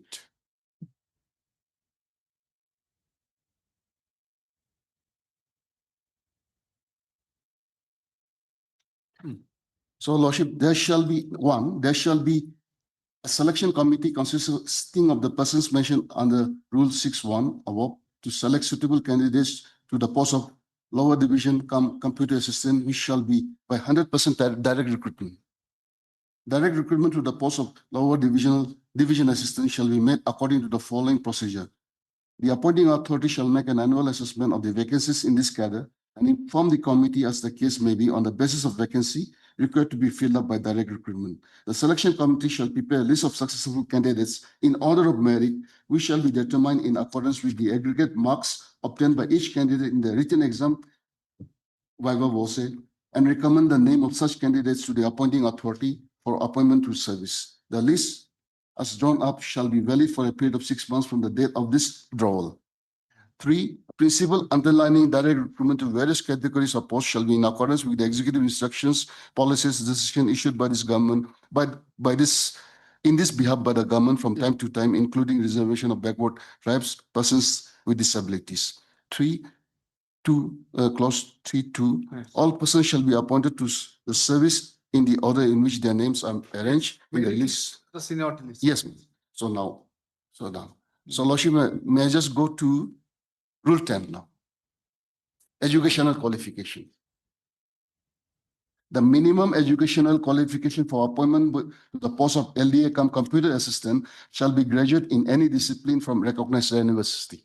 A candidate at the time of recruitment to the post of LDA cum computer assistant must also have the working knowledge of computer operation, common office software, and will have to undergo a test on the basic of computer use of computer.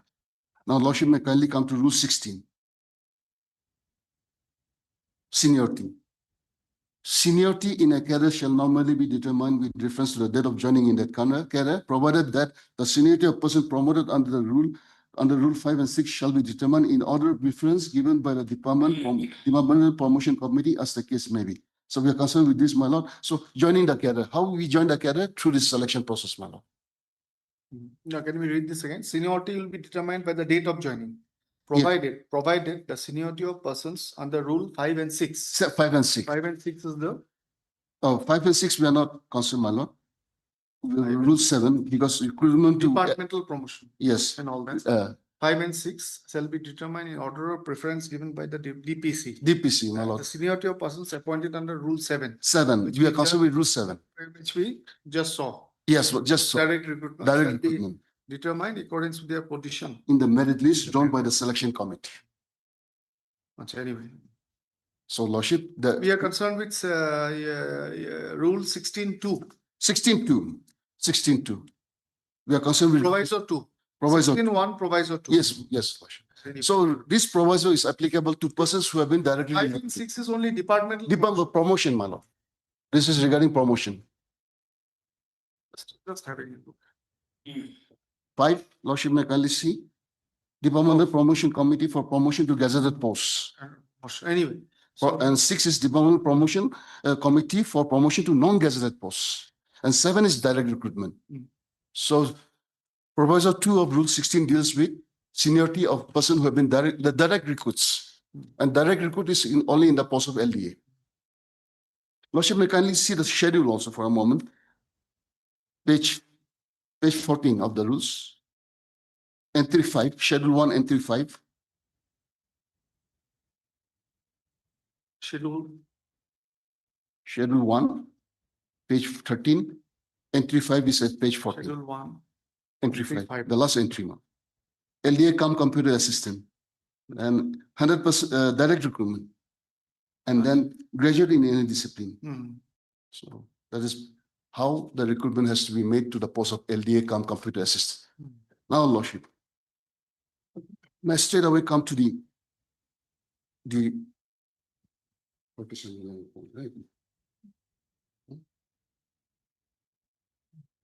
Lordship, now, my case is that any kind of appointment, there's a difference between regular and irregular and illegal. Yes. That is absolutely now, Lordship. Some information in the process. Yes. Illegal appointment is that it's irregular of such a degree that it violates all the norms. Illegal. That is illegal. Illegal, yes. When there's no selection process. Definition, but something we Yes, understand on these lines. Yes, and especially when there's a violation of Article 14 and 16, when there's no recruitment process at all, no selection process at all, then it's absolutely illegal. But in the selection process, if some infirmity has arisen, that can be cured through regularization. But if the recruitment procedure has not been followed, especially, let's say the rules were not there, but then also they cannot just pick somebody and appoint them. There has to be a selection process. Advertisement has to be there. Eligible person must be given. The selection process is conducted, but the posts were not regular. And the post were not subsequently, the post sanctioned. become regular. Yes. Then perhaps they can. Yes, my lord. Yes. It happened with the case of court managers. So it's a selection process, but the posts are not sanctioned at that point of time. It was not regular. Subsequently became, then it can be regularized, yes, Lordship.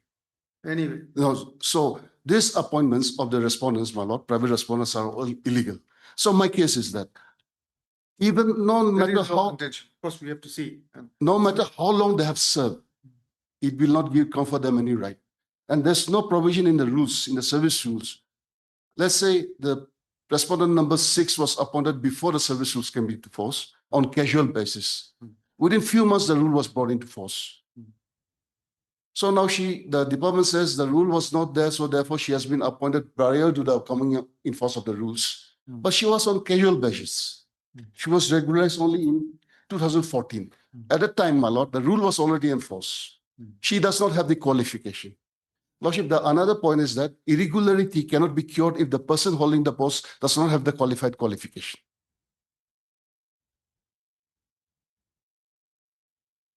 So she does not have the qualification as per the service rules. And in the service rules, there's no provision for regularization.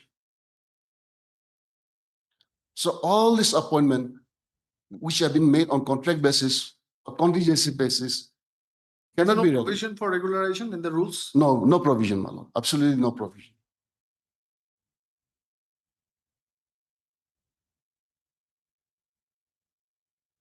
Okay. So these appointments, my lord, no matter how long they have served, can be set aside. But my lord, why I have come, there's a contention that I have come late. I'm challenging it very late. Yes, I was appointed in 2019. I filed this writ petition only in 2023. We were appointed in 2019 and filed this petition in 2023. But before that, before the seniority issue came about, my lord, I had no grievance against the appointment. No legal injury was caused to me. If I come and file a petition, my petition will be dismissed on the ground of maintainability, on the question of locus standi, because I'm not a person aggrieved till then. I become a person aggrieved at the moment they try to make this illegal appointee senior to me. And therefore, I filed this petition. However, my lord, my prayer is, if your lordship may kindly come to my prayer, at page 27.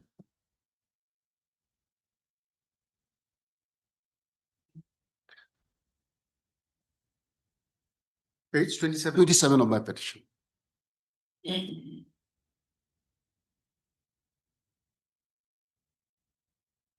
Twenty-seven. 27.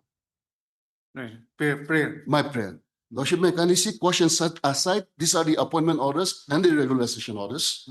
That is prayer A. Prayer B, I have categorically mentioned that and oblique or.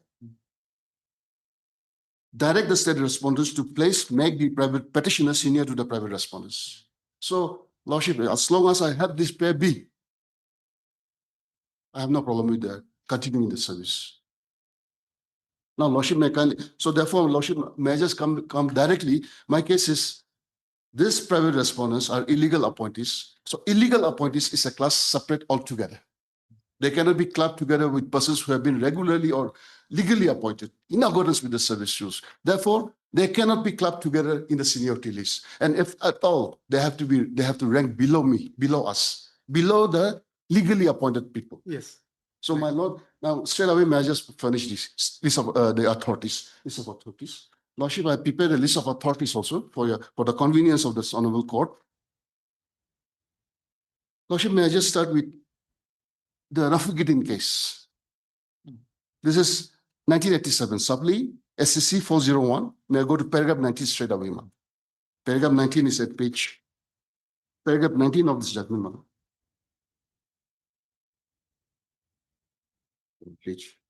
Page 423. The office copy, mistake. Lordship, I'm sorry, I just gave the marked one. Office copy, a personal copy, sir. It's okay. 423. 423. 1, 2, 3, 4, 5, 6.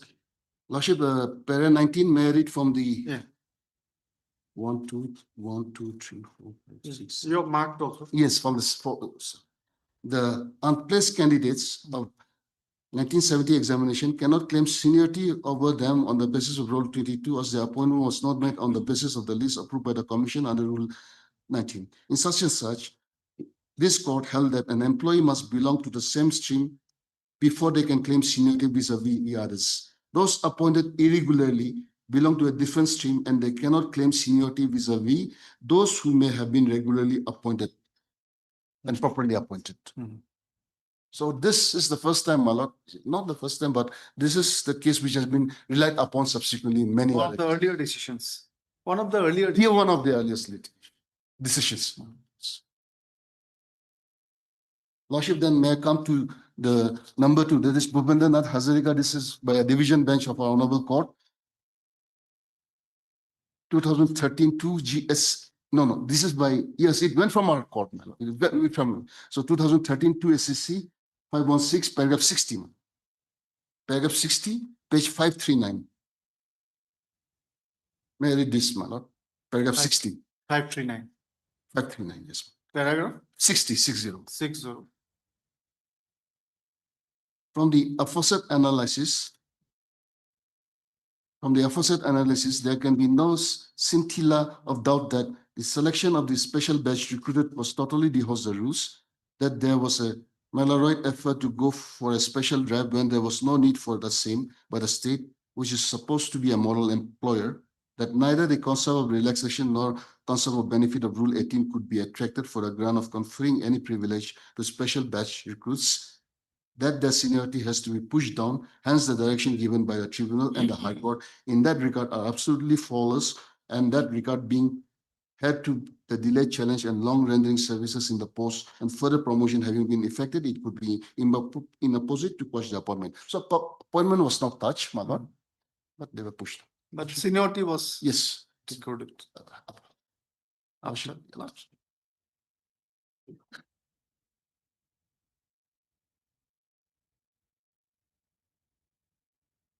I have a pronouncement to judgment by online, then we'll actually resume.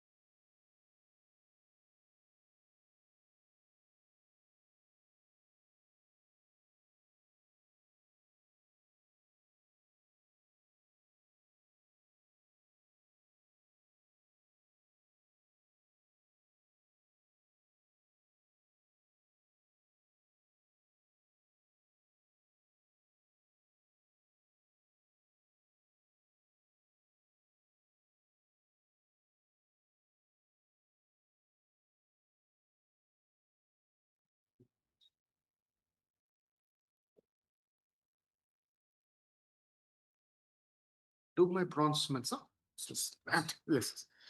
Just to do.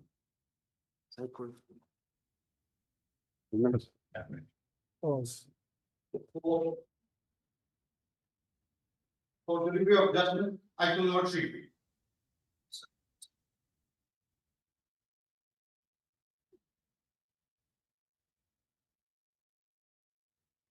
Criminal Appeal 294 of 2024.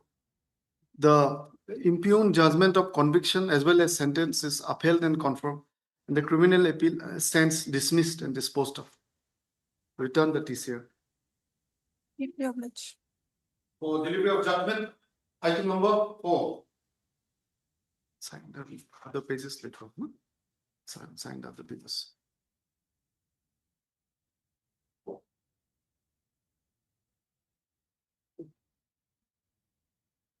In the facts and circumstances and in the backdrop of the above discussion, the impugned order dated 21/8/2024 passed by the learned JMFC Boko in CR number 40 of 2024 is upheld and confirmed. Consequently, the criminal petition is found to be devoid of merits and dismissed. The stay order stands vacated.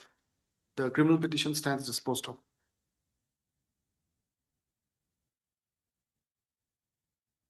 For delivery of judgment, item number 5.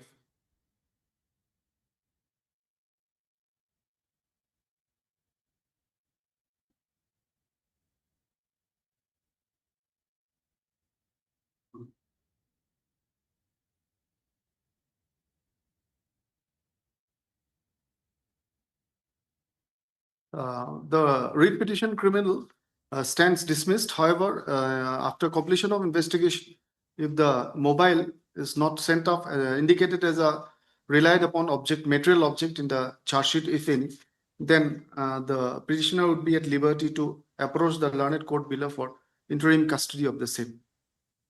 The writ petition stands dismissed and disposed of.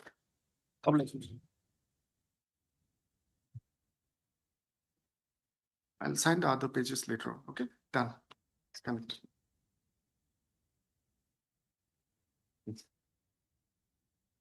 No, there are some matters also. 2 matters are there.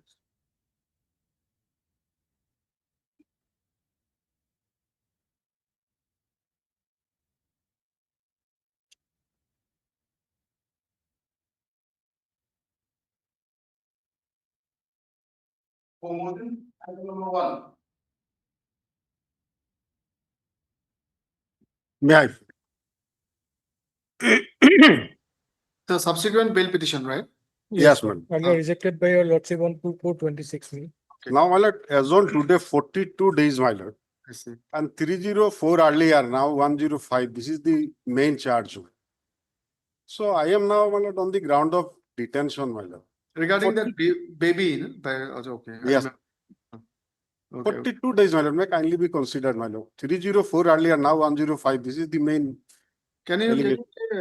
Mr. Bothapur, can you take instructions or we quickly call? Yes, ma'am. Any sort that may be fixed, ma'am. I will get the instruction or get the updated CD, ma'am. Yes.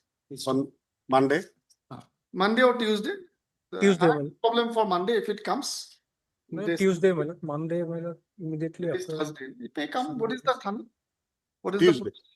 what is the police station? Police Lanka. station, ma'am, Lanka ho jaye.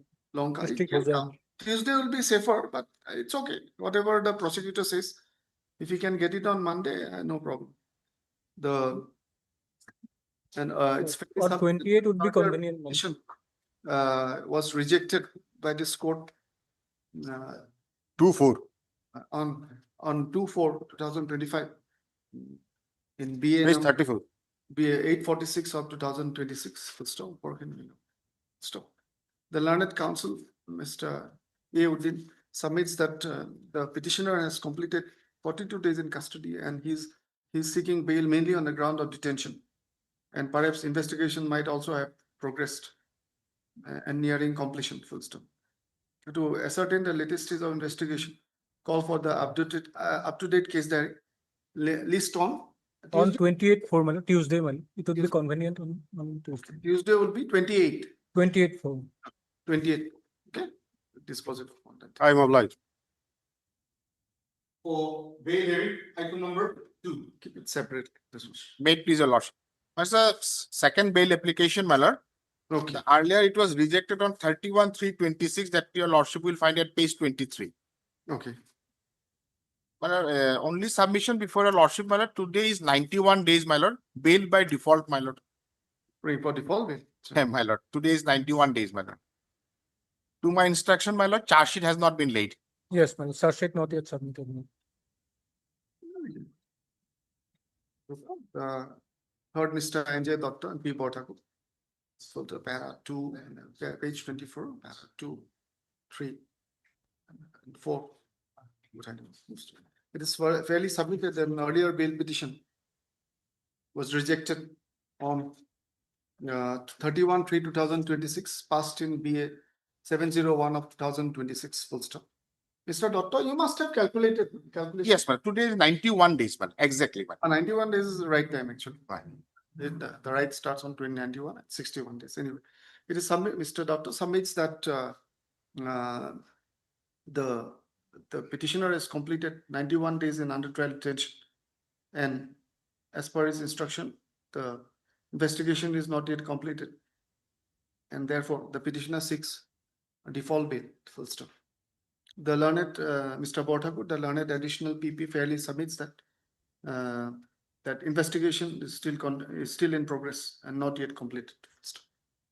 In the given facts and circumstances, I allow the subsequent bail petition, and the petitioner is hereby allowed to go on bail of rupees 50,000 with one surety of the like amount to the satisfaction of the concerned learned court, which should be SDGM, my lord. SDCM Bilasipara. Bilasipara, Dhubri. SDCM Bilasipara, the district of Dhubri, and subject to the following conditions. He shall cooperate with remaining investigation, not hamper or tamper out evidence, and he shall not try to influence witnesses or harm or harass the informant / victim side, informant side in any manner. Violation will be. The bail petition stands allowed and disposed of. My lord, it will be, my lord, petitioners, my lord. Petitioners. Petitioners. Huh? Two petitions each. I'm obliged, my lord, deeply obliged. No problem. Matter pertaining to item bench for motion, item number 1. Yes, May I please, your lordship? review My petition. lord, yes, my lord, this review petition for review of the judgment order dated 3/3/2026 in RFA number 1 of 2024, my lord. Okay. On the grounds, amongst other, one, firstly, an error apparent on the face of the record, because, my lord, the judgment had been rendered on the basis of 2 documents which were not part of the records before the learned trial court, and that there's no application for production of additional evidence in the appellate court. Although I'm not the counsel representing the parties in the RFA, my lord, I have to file this review, seeking your lordship indulgence. No, we can always be wrong. So at this stage, should we issue a notice? Yes, my lord. And what happens to the appellate judgment? Should we pass any order? If stay may be granted, my lord, no, nothing has been executed yet as of now. No prejudice will be caused to them. Okay. Okay. Execution has not been started, so okay, no issues. The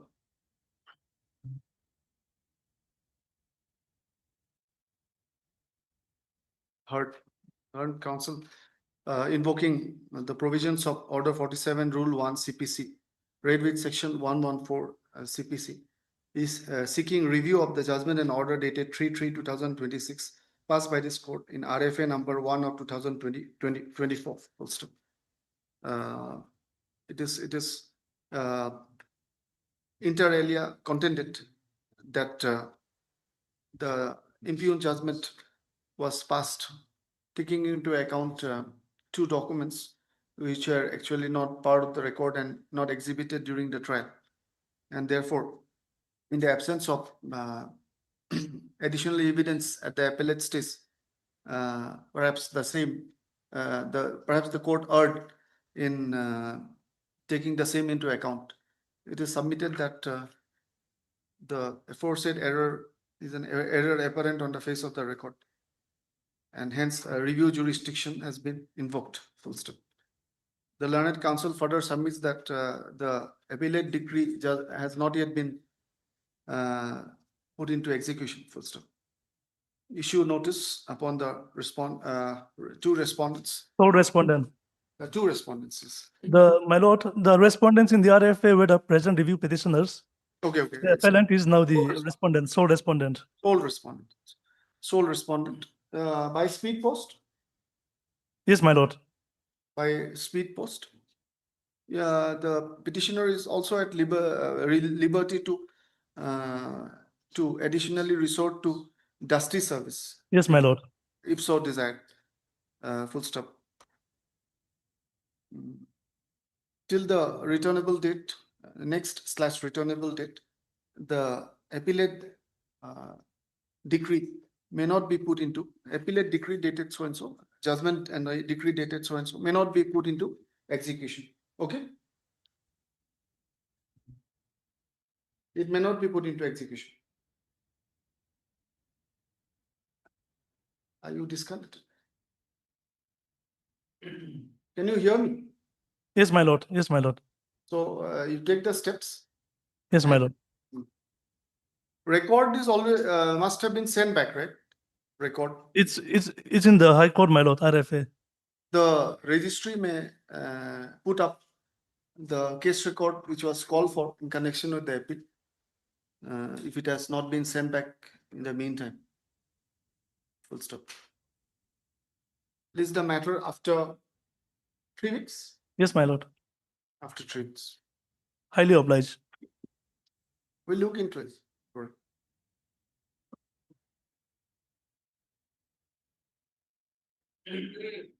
Come, sir. We'll resume.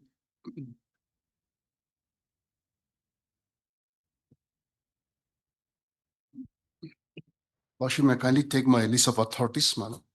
Yeah. List of authorities. Yes. Lordship, now I've referred to 1 and 2. May I kindly come to the serial number 3 of my list of authorities. Rabu Sharma, madam. This is by a division bench of this honorable court. Reported in 2023 3 GLT 786. May I read from paragraph 27 onwards, 27 to 30. B. Lordship has found paragraph 27, my lord.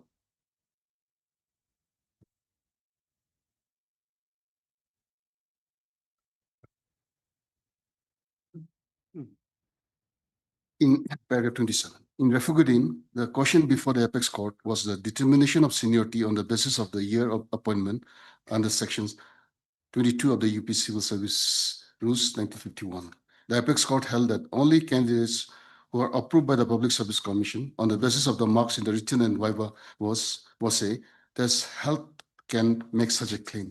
Some unplaced candidates of the earlier competitive exam cannot claim seniority, even after lowering the requisite minimum marks over the candidates who were regularly selected in terms of the service rules. The apex court held that they belong to a different stream and cannot claim seniority over the candidates duly selected through the said examination. The apex court further held that the unplaced candidates were appointed to the service in breach of the rules and they form a separate class. 28, my lord. This was a discussion of Rafiquddin only. Rafiquddin, my lord, the one I had referred first. 28. AK Bhatnagar, it was in AK Bhatnagar, it was held at the apex court, it was held by the apex court that the law is clear that seniority is an incident of service, and where the service rule prescribes the method of its computation, it has to be strictly governed by the such rules. The issue before the Supreme Court in this matter was the interstate seniority between the regularly recruited candidates and the ad hoc appointees who were regularized subsequently. The candidates who were initially on ad hoc based service and were regularized subsequently were placed below the regularly recruited candidates who were recruited through the procedure prescribed under the service rules. The apex court upheld the steps taken by the union government, whereby regularized candidates were placed below the regularly selected candidates recruits. 29. Considering the entire matter, and in view of the facts, the appointment of the private respondent 1 to 19 were conducted through the process prescribed under the 1994 service order. It must be held that they were regularly appointed as per the procedure prescribed under the 1994 service order regulations. The appellant, on the other hand, were regularized in service as a special case which is recorded in the judgment by the apex court in Mukulsakya. While regularization of the appellants cannot be questioned in view of the decision rendered in Mukulsakya, the fact remains that 1994 service order was not under the consideration in Mukulsakya as it stands today. Clause 10 of 1994 service order category legislative procedure, the seniority is to be based on the names as they appear in the selection list. Okay, taking all circumstances into consideration, we find that the learned single judge has correctly come to the conclusion that the private respondents, writ petitioners, are to be placed above the appellants and consequently was justified in having interfered with the provisional as well as the final gradation list. In view of the discussion made above, we hold that the conclusion and the finding of the learned single judge in the impugned judgment are just and proper in the fact and circumstances of the case. We find no reason to take a different view or interfere with the findings so arrived by the learned single judge. We uphold the finding recorded by the learned single judge in the impugned judgment and order that is such and such procedures. So, Lordship, here again, saying my lord, people who have been recruited in terms of the rules were placed senior, even though they were appointed subsequently. Now, Lordship, similar judgment decision also has been rendered in a case of this bench, my lord, in April 17 of 2018, Nagaland Public Service Commission versus CNMO. Lordship, I may refer to paragraph 19 only. This is also by a division bench. No, read it. Yes, read it. Paragraph 19, my lord, at page 15.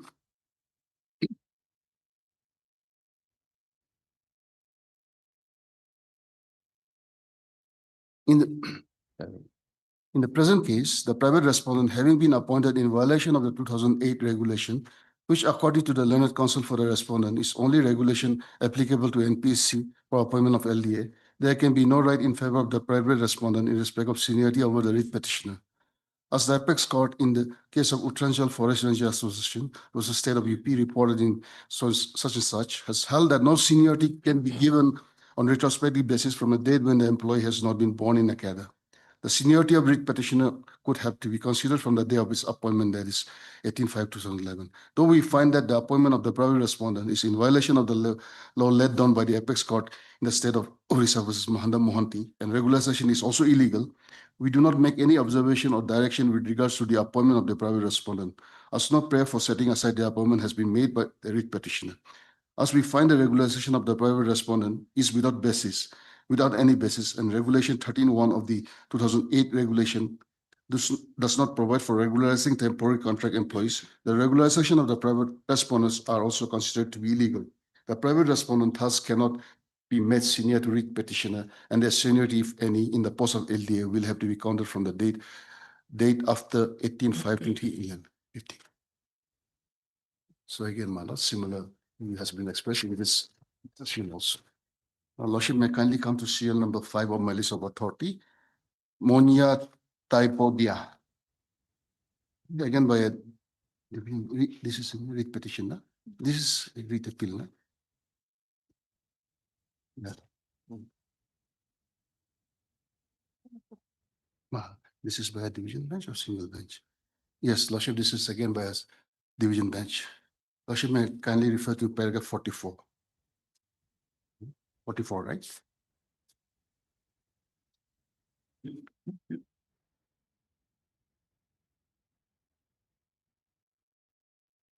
Lordship, second last page, 805, second last page. Yeah. Paragraph 44.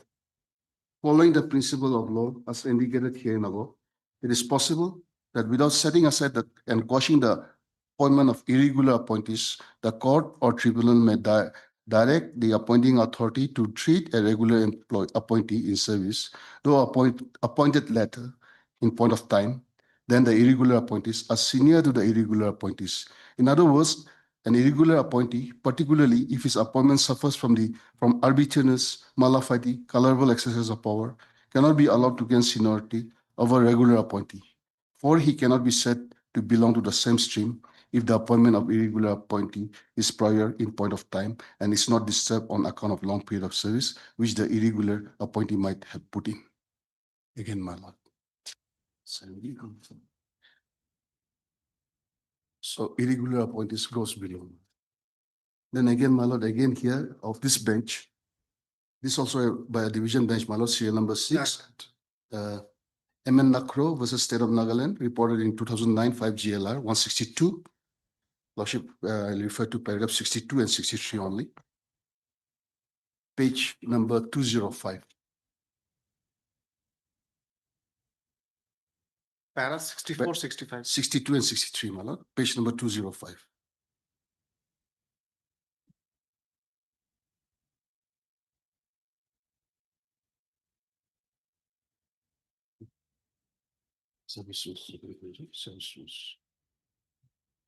Lordship, may I read this? From the principle of law as discussed here in the above and reflected from the case of Rafiquddin and Shukanti Mohapatra, it clearly follows that in a given facts and circumstances where the appointment of a government employee is found to be irregular and the court, having regard to the long period of service which the irregular appointee might have put in, may not set aside the appointment, yet it shall ordinarily make him rank junior to the regular appointee, particularly when the regular and irregular appointees had not come to be selected through the same selection process. In view of the fact the present appointment has been found to be dehorsed the recruitment rules and not sustainable in law, the question of giving him the additional benefit of seniority by taking into account his past service rendered either in his parent department or in the deputation post does not arise at all. In a situation such as the present one, if this court, on account of peculiarity of the present case, choose not to interfere with the permanent absorption of the present appellant by virtue of the notification that is such, this court must ensure that the appellant is not allowed to reap the benefit of illegal and arbitrary action of the state respondents. Viewed from this angle, it becomes clear that this court must ensure, as has been rightly done by the learned single judge, that the present appellant does not reap the benefit of seniority with retrospective effect on the strength of the impugn notification dated 7/3. So, Lordship, here again, illegal appointees, if they are given seniority over the regularly or legally appointed persons, my lord, again, illegality will be perpetuated.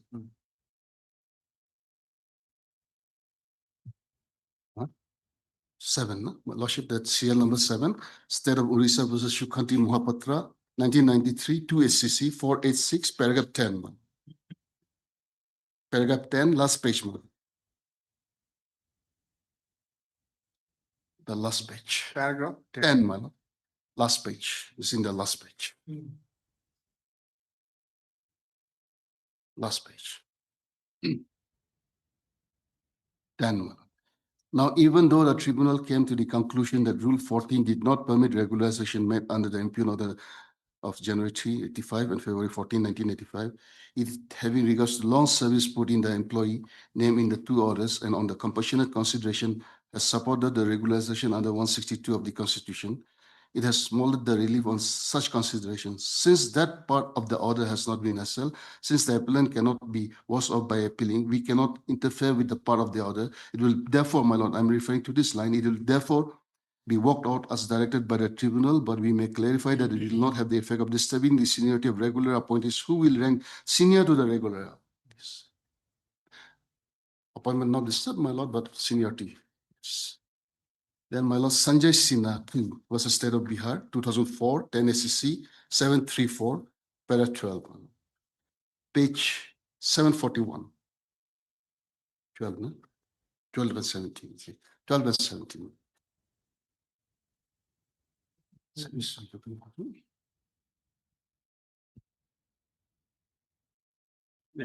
So, Lordship, it is clear from the discussion, admission made on behalf of the respondent by way of affidavit filed in the judicial proceeding that sanction number of posts were not available in 87 when the respondents were promoted as ACF. Rather, the promotion were made against non-existing posts. Can such promotion confer any right on the officers concerned, particularly over and above the duly appointed officers in service, like the appellants? In this connection, we have noted that Rule 35 of the Bihar Forest Service Rules provides the seniority of officer appointed to the service is to be determined with reference of the date of substantive appointment.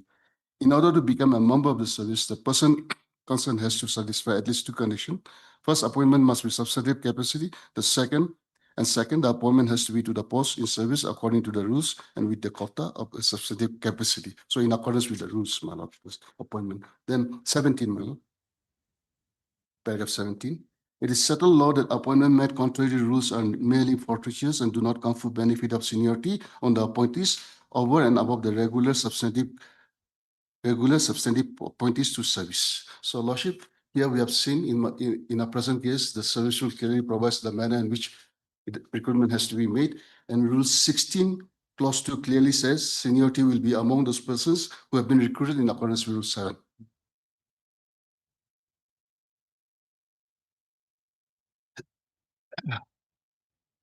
My lord, now Lordship, this of course, I'll not be pressing on this much, but Lordship, I'll just refer to Lordship. I'll not bother your Lordship. No, it's okay. No. Okay, all right. 2014 13 SCC 3232 para 13 malo. This one, Paragraph 13. 2014. 2014. Huh? 13 SCC. Paragraph 13 malo. The last page. Accordingly, it has to be held that in the absence of any advertisement or selection process, the appointment of the respondent is not protected and could be validly terminated. The learned single judge was justified in dismissing the writ petition, while the division bench erred in interfering with the same. So, Lordship, the respondent number 6, she was appointed prior to the coming of the rule in force. But, my lord, no selection process was. Then, Lordship, 10, that is 2008, 5 SCC, 241, paragraph 16. Page 245.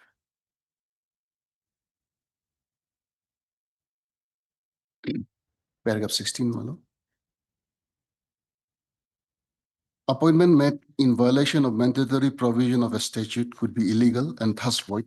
Illegality cannot be ratified. Illegality cannot be regularized. Only an irregularity can be. So all this appointment, illegal appointment. So there's no question of regularization. Then which one? Lordship, the okay. Lordship, Lordship, this Umar Devi case. The next is Umar Devi case. Lordship, I've just not read the entire thing, but I've mentioned the paragraph 15, 16, paragraph 15, 16, 34, 37, 43, and 53. Lordship here, Lordship already is very clear. Expresses his mind. What is irregular? What is illegality? And when a person does not have the qualification, there's no question of and sanction post like your Lordship said. Then Lordship, regarding 10 years, paragraph 53, my lord. 10 years who have worked, who are not irregular. They have to be irregular, not illegal. Irregular appointees who have continuously worked for 10 years, as on 10/4/2006, that is the date of the judgment, who have completed 10 years. The state can take a one-time measure, and that had to be taken within 6 years. That is. Then, my lord, here, number 12, Ayub Khan, this Ayub Khan case, my lord, 2013, 4 SCC, 465.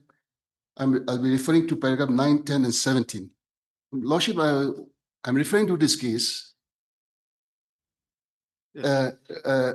Paragraphs from 9, 10, and 17. First, let me read the paragraphs, my lord. 9, 10, and 17. Lordship, that is page 475. Paragraph 9, person agree. It is a subtle legal proposition that a stranger cannot be permitted to meddle in any proceeding unless he satisfies the authority of the court that he falls within the category of aggrieved person. Only a person who has suffered or suffers from a legal injury can challenge the act, action, or order in a court of law. A writ petition under Article 226 of the Constitution is maintainable either for the purpose of enforcing statutory or legal right, or where there is a complaint by the appellant that there has been a breach of statutory duties on the part of the authorities. Therefore, there must be judicially enforceable right available for enforcement, on the basis of which writ petition is resorted to. The court can, of course, enforce the performance of a statutory duty by a public body using a writ jurisdiction at the behest of the person, provided that such person satisfies the court that he has a legal right to insist on such performance. The exercise of such right is a condition precedent for invoking writ jurisdiction of the court. It is implicit in the exercise of such extraordinary jurisdiction that really prayed for must be one to enforce a legal right. In fact, the existence of such right is the foundation of the exercise of such jurisdiction by the court. The legal right that can be enforced must ordinarily be the right of the appellant himself, who complains of infraction of such right and approaches the court for relief as regards the same. Para 10, my lord. A legal right means an entitlement arising out of legal rules. Thus, it may be defined as an advantage or a benefit conferred upon a person by the rule of law. The expression person aggrieved does not include a person who suffers from a psychological or imaginary injury. A person aggrieved must therefore necessarily be one whose right or interest has been adversely affected or jeopardized. Para 17, my lord. 17, my lord, next page. In view of the above, the law on the said point can be summarized to the effect that a person who raises a grievances must show how he has suffered legal injury. Generally, a stranger having no right whatsoever to any post or property cannot be permitted to intervene in the affairs of others. Lordship, I'm just placing this case to show that why, though I was appointed in 2019, why I did not make those challenges prior to that. Because, my lord, till then, no legal injury was caused to me. I was not a person aggrieved. I can only come to this honorable court only when I'm a person aggrieved. And that happened, my lord, when they tried to, or when they infringes on the seniority issue. And lordship, now, my lord, here, lordship, I'll be referring to the stand taken by some of the private respondents, my lord. Here, before the appointment of the some of the private respondents were made directly without following a selection process, a government wrote a letter to the directorate. So they call it the approval letter. Now, those approval letter, I was not privy to that, first of all. But my lord, since I had not challenged them, they're saying that I cannot challenge the appointment order. I have challenged the appointment orders, my lord. Now, and another thing, my lord, another point is, which they're raising is, there are certain circulars, executive instructions. The PNR department note, my lord, I have. Now, there the circulars, maybe those deals with regularization. So based on that, they want to justify the regularization. Now, these two cases, my lord, 13 and 14 is regarding that. 309 rules they refer to. 309 rules, my lord. Once there's a rule and there's a statutory executive instruction, my lord, the statutory rules will prevail.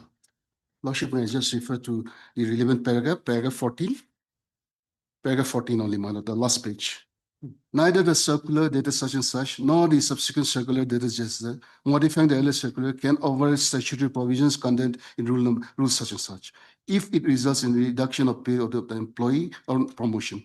The Orissa Service Code has been framed under Article 309 of the Constitution. It is not in dispute. It is well settled that statutory rules framed under 309 of the Constitution can be amended only by a rule or notification duly made under Article 309 and not otherwise.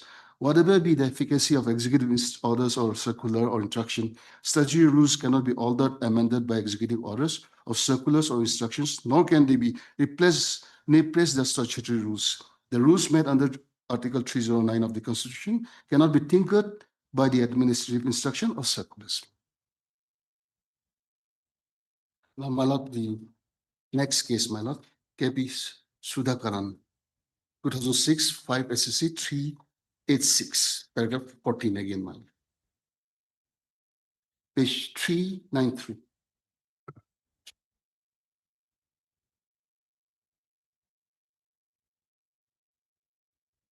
Paragraph 14, page 393.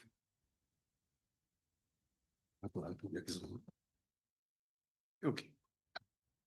Okay. The transferred LDC contesting private respondents contended that GO dated such and such stated that it will not affect the existing procedure, where state-wise promotion are involved. They point out to the Lordship, I'll just refer to the last line.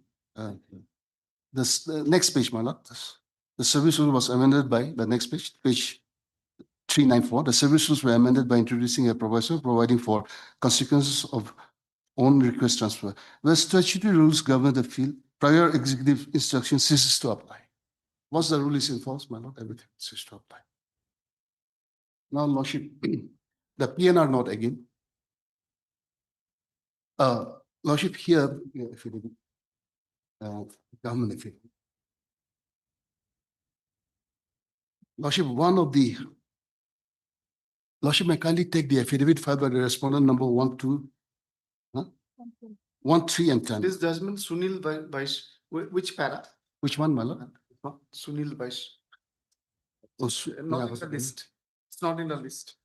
Yes, my lord, I'll come next page. Lordship, I'll just hold here for a moment, No then refer to that. My first I letter. take up the. Yes, affidavit of respondent number 1, 3, and 10. 1, 2, 3, and 10. Lordship, may kindly come to one of the annexures, page 12, my lord. Page? Page 12. No. Affidavit by respondent 1, 2, 3, 10. Government's affidavit. 27 February affidavit? No, just not this one. No. In the I'll find it. yes, affidavit of position. Filed by 1, 5 wapang jamil. 1, 2, 3, 1, 2, 3, and 10. Yes, That's one. It is 3rd April. yes, my lord. Page 12. 12, my lord. My lord, this letter. Just a minute.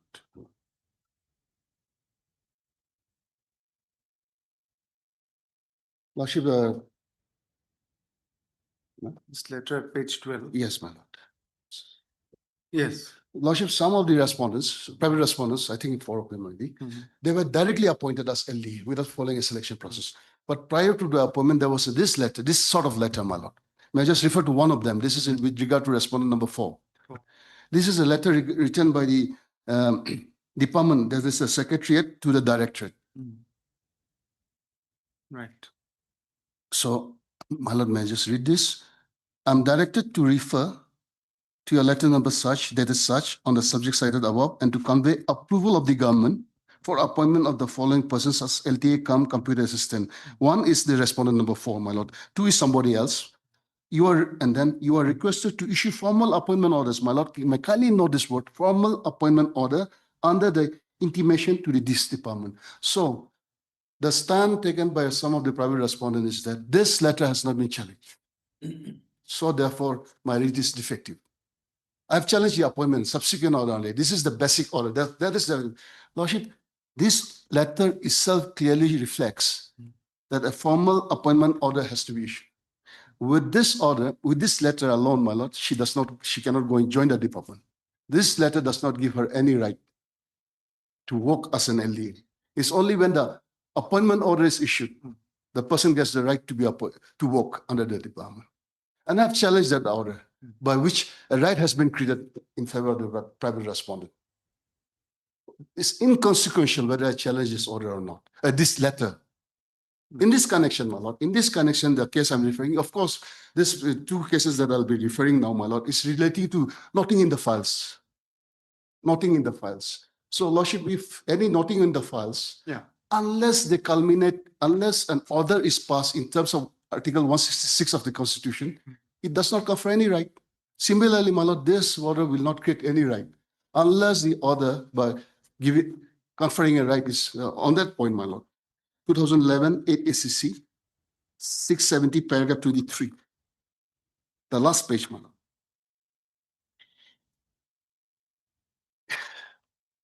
It is a settled law that last page. It is settled law that all executive action of the government of India and the government of state are required to be taken in the name of the president or the governor of the state as concerned, as the case may be, under Article 77 and 166. 1.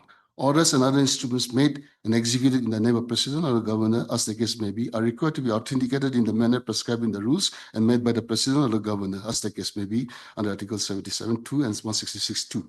In other words, unless an order is expressed in the name of the President or the Governor and is authenticated in the manner prescribed by the rules, the same cannot be treated as an order on behalf of the Governor. So, my lord, of course, this is regarding file notings. Here also, similarly, my lord, a letter is given, issue formal appointment orders. This letter alone does not confer any right.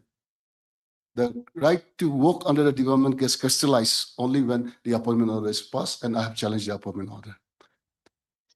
Similarly, my lord, the next case also is on similarly on the sample file noting.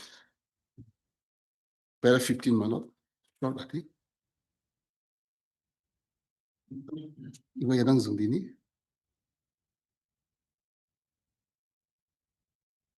My lord, this is also regarding 166, Article 166. May I refer to page 44, my lord. That's may I read from the third line, page 44.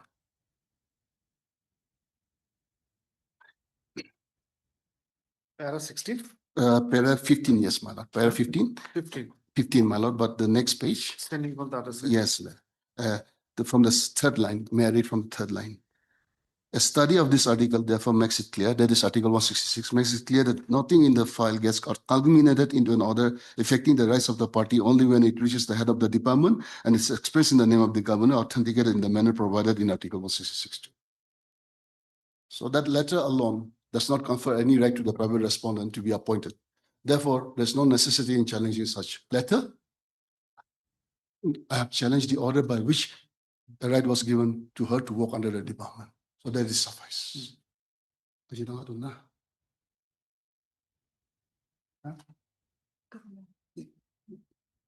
Yes, yes, yes.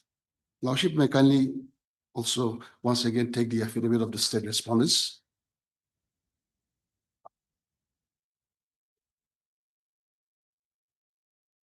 Page 6, my lord. Page? Page 6. Page 6, paragraph 14, the second paragraph.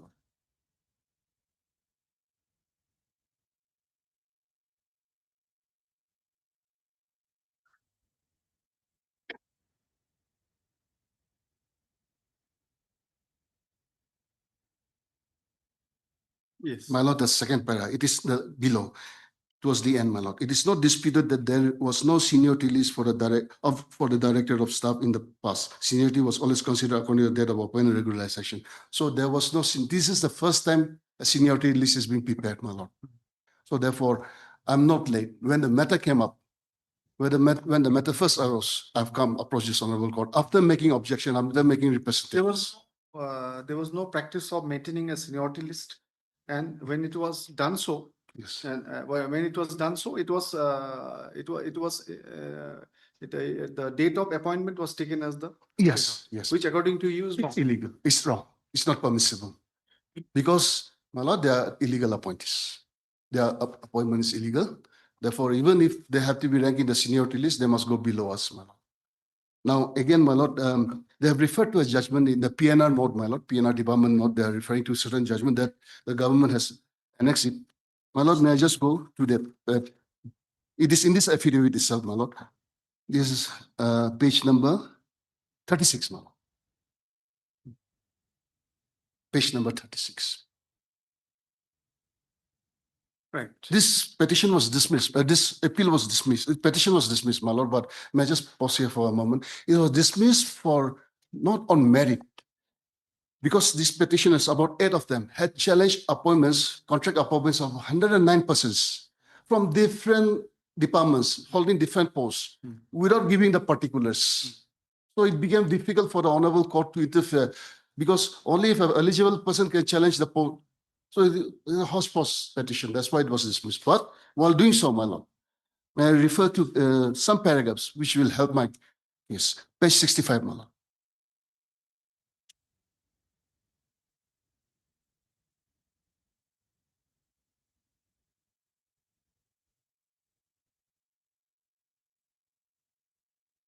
Page 65.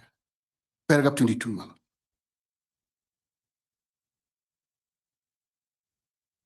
In the apex court, in the case of Karnataka versus Uma Devi, reported in such and such, has held that regular appointees must be a rule while filling regular vacancies. It has further stated that where statutory rules are framed under Article 309 of the Constitution, which are exhaustive, the only fair means to adopt is to make appointment based on rules so framed.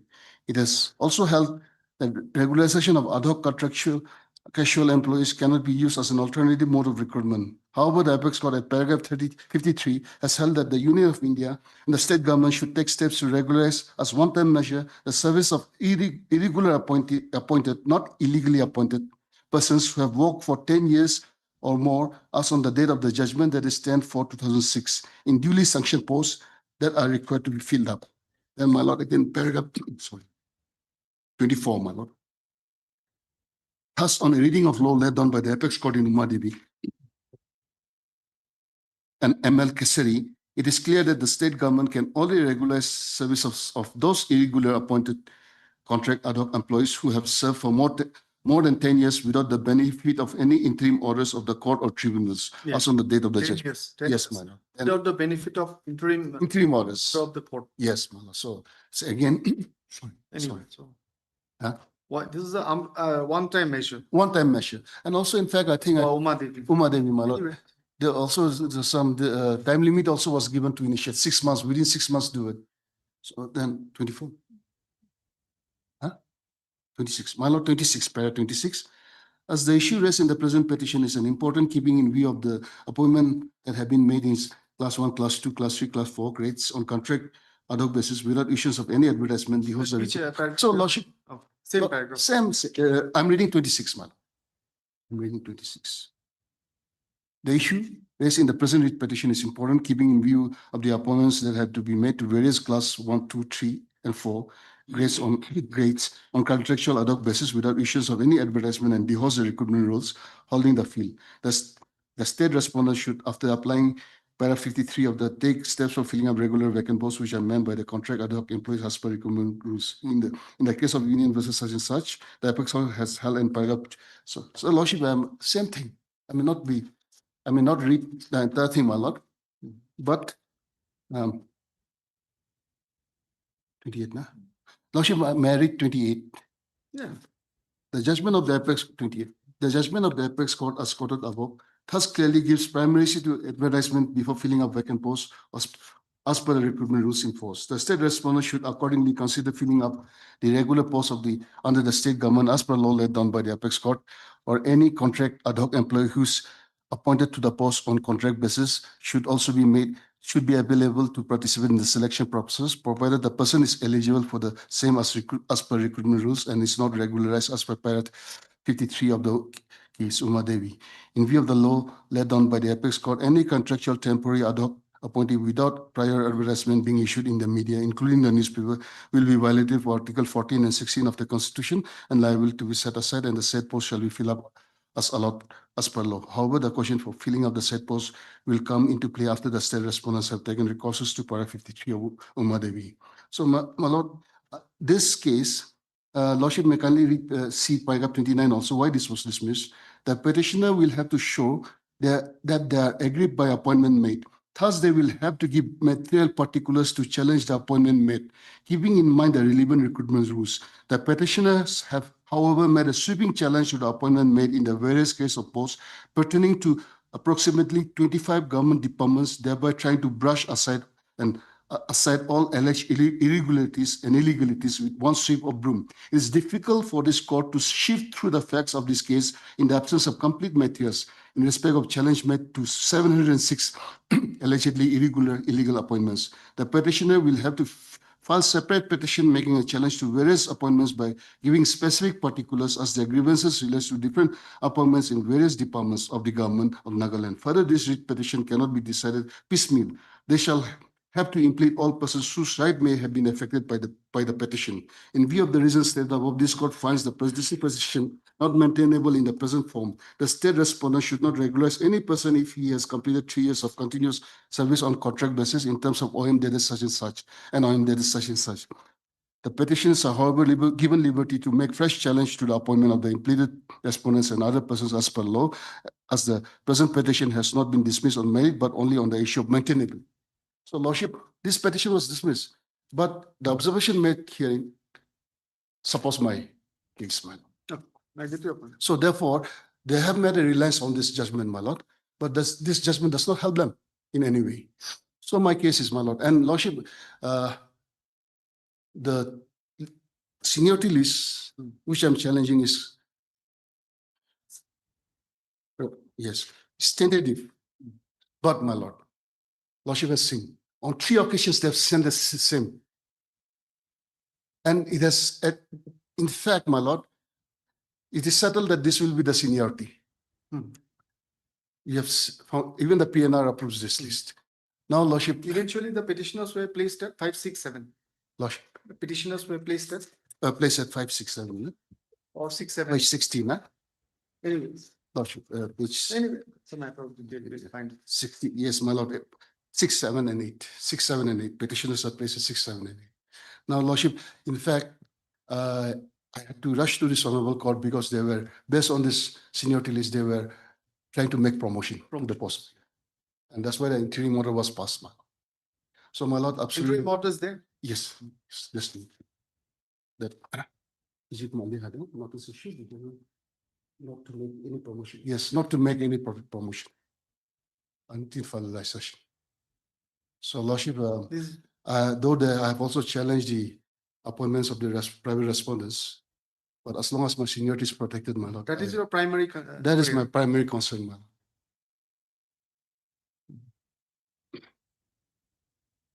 That's all.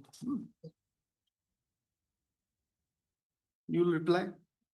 No, the issue is that Tuesday, the rules seem to indicate, of course, that's not my last opinion. I have to hear your side, that his contention is that the rules clearly indicate that the recruitment mode is only direct recruitment. Right. Through an examination. Through an examination. But nevertheless, the appointment, the regularization, the appointment as well as the regularization was Without any selection process. Yes, directly it was not correct. pick and choose. And secondly, placing them above the petitioners who were regularly appointed. Yes, madam. Yes. Where gave rise to your immediate and main grievance. That is my main grievance, Lordship. So the private respondents were appointed not only dehouse the service rules, but also in violation of Article 14 and 16. No selection process. It has, so therefore illegal. But the adjudication of this writ petition will necessitate, examining that, the nature of the appointment. Even if you don't interfere, suppose, even if you yes, yes, proper and not interfere, but invariably it is connected. It's connected. The promotion, if there is no infirmity in their appointment, yes, and if the chronologically they have come before, yes, they were born in service earlier, as that is said, then the seniority list succeeds. And even if they were technically born earlier, if there is some infirmity in their process, then his contentions may be something of that sort. So that we have to invariably examine the nature of the manner in which they came into the absolutely correct. You have my second prayer. My seniority is dependent on their nature of appointment. If their nature of appointment is all right, my lord, there's no illegality there, then I cannot make any claim of seniority. But if their appointment is illegal, as I say, if that is correct, then my lord, the seniority, I'm entitled to be seniority then.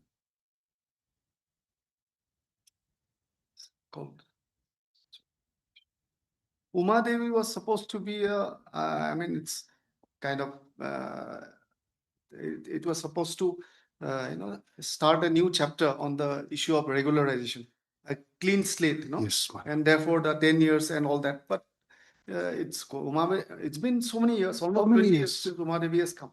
So even then, litigation on regularization has continued. Yes, and there's another thing which in regularization is observed, that if keeping a person in an ad hoc post for years together, that is also a fair practice. Yes, by a public employee. Yes, is it? Yes, because people, either if you need the post, It should be regular. Yes, If madam. you don't That need, is true. discharge the person. Yes, madam. They get naturally, Yes, yes. after someone has spent so many years. Yes, but So that is also a problem generally. Yes, I'm saying. madam. But But, one they have tried to streamline. yes. But even then, so many, it has reduced.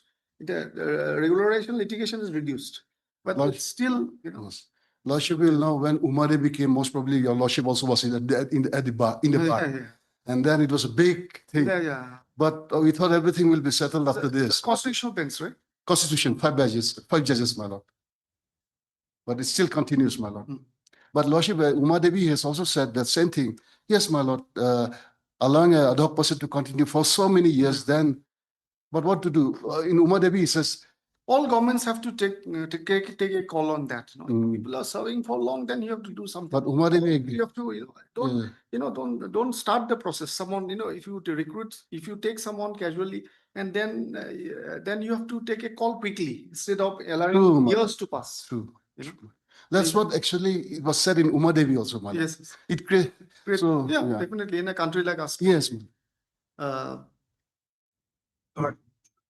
Assisted by who addresses arguments on the matter and concludes the same with a comment, however, with a right to reply. Full stop.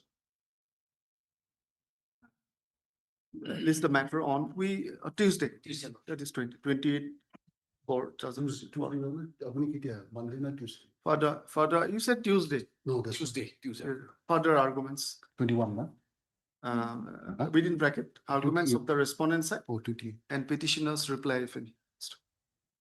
Sometimes it's not a bad idea to have it in installments. I'm seriously telling you, there are two advantages. Of course, no, we don't waste time. If it goes through, flow comes and you complete it. But sometimes if you do, it has everything has pluses, minus. Advantages that, it helps in better absorption sometimes. Secondly, the other side, Yes. their reply can be better. Yes, Think man. about it. That's why I said in the morning, my lord, they have an advantage to reply on a next day. I must compliment your junior. Good research done. Good research. I love doing research, but I don't get time. Thank you, my lord. Okay. Obliged. You get a like.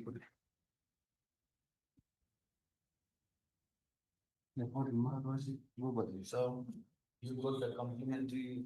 You must give us treat now. Humans like you, we need to learn.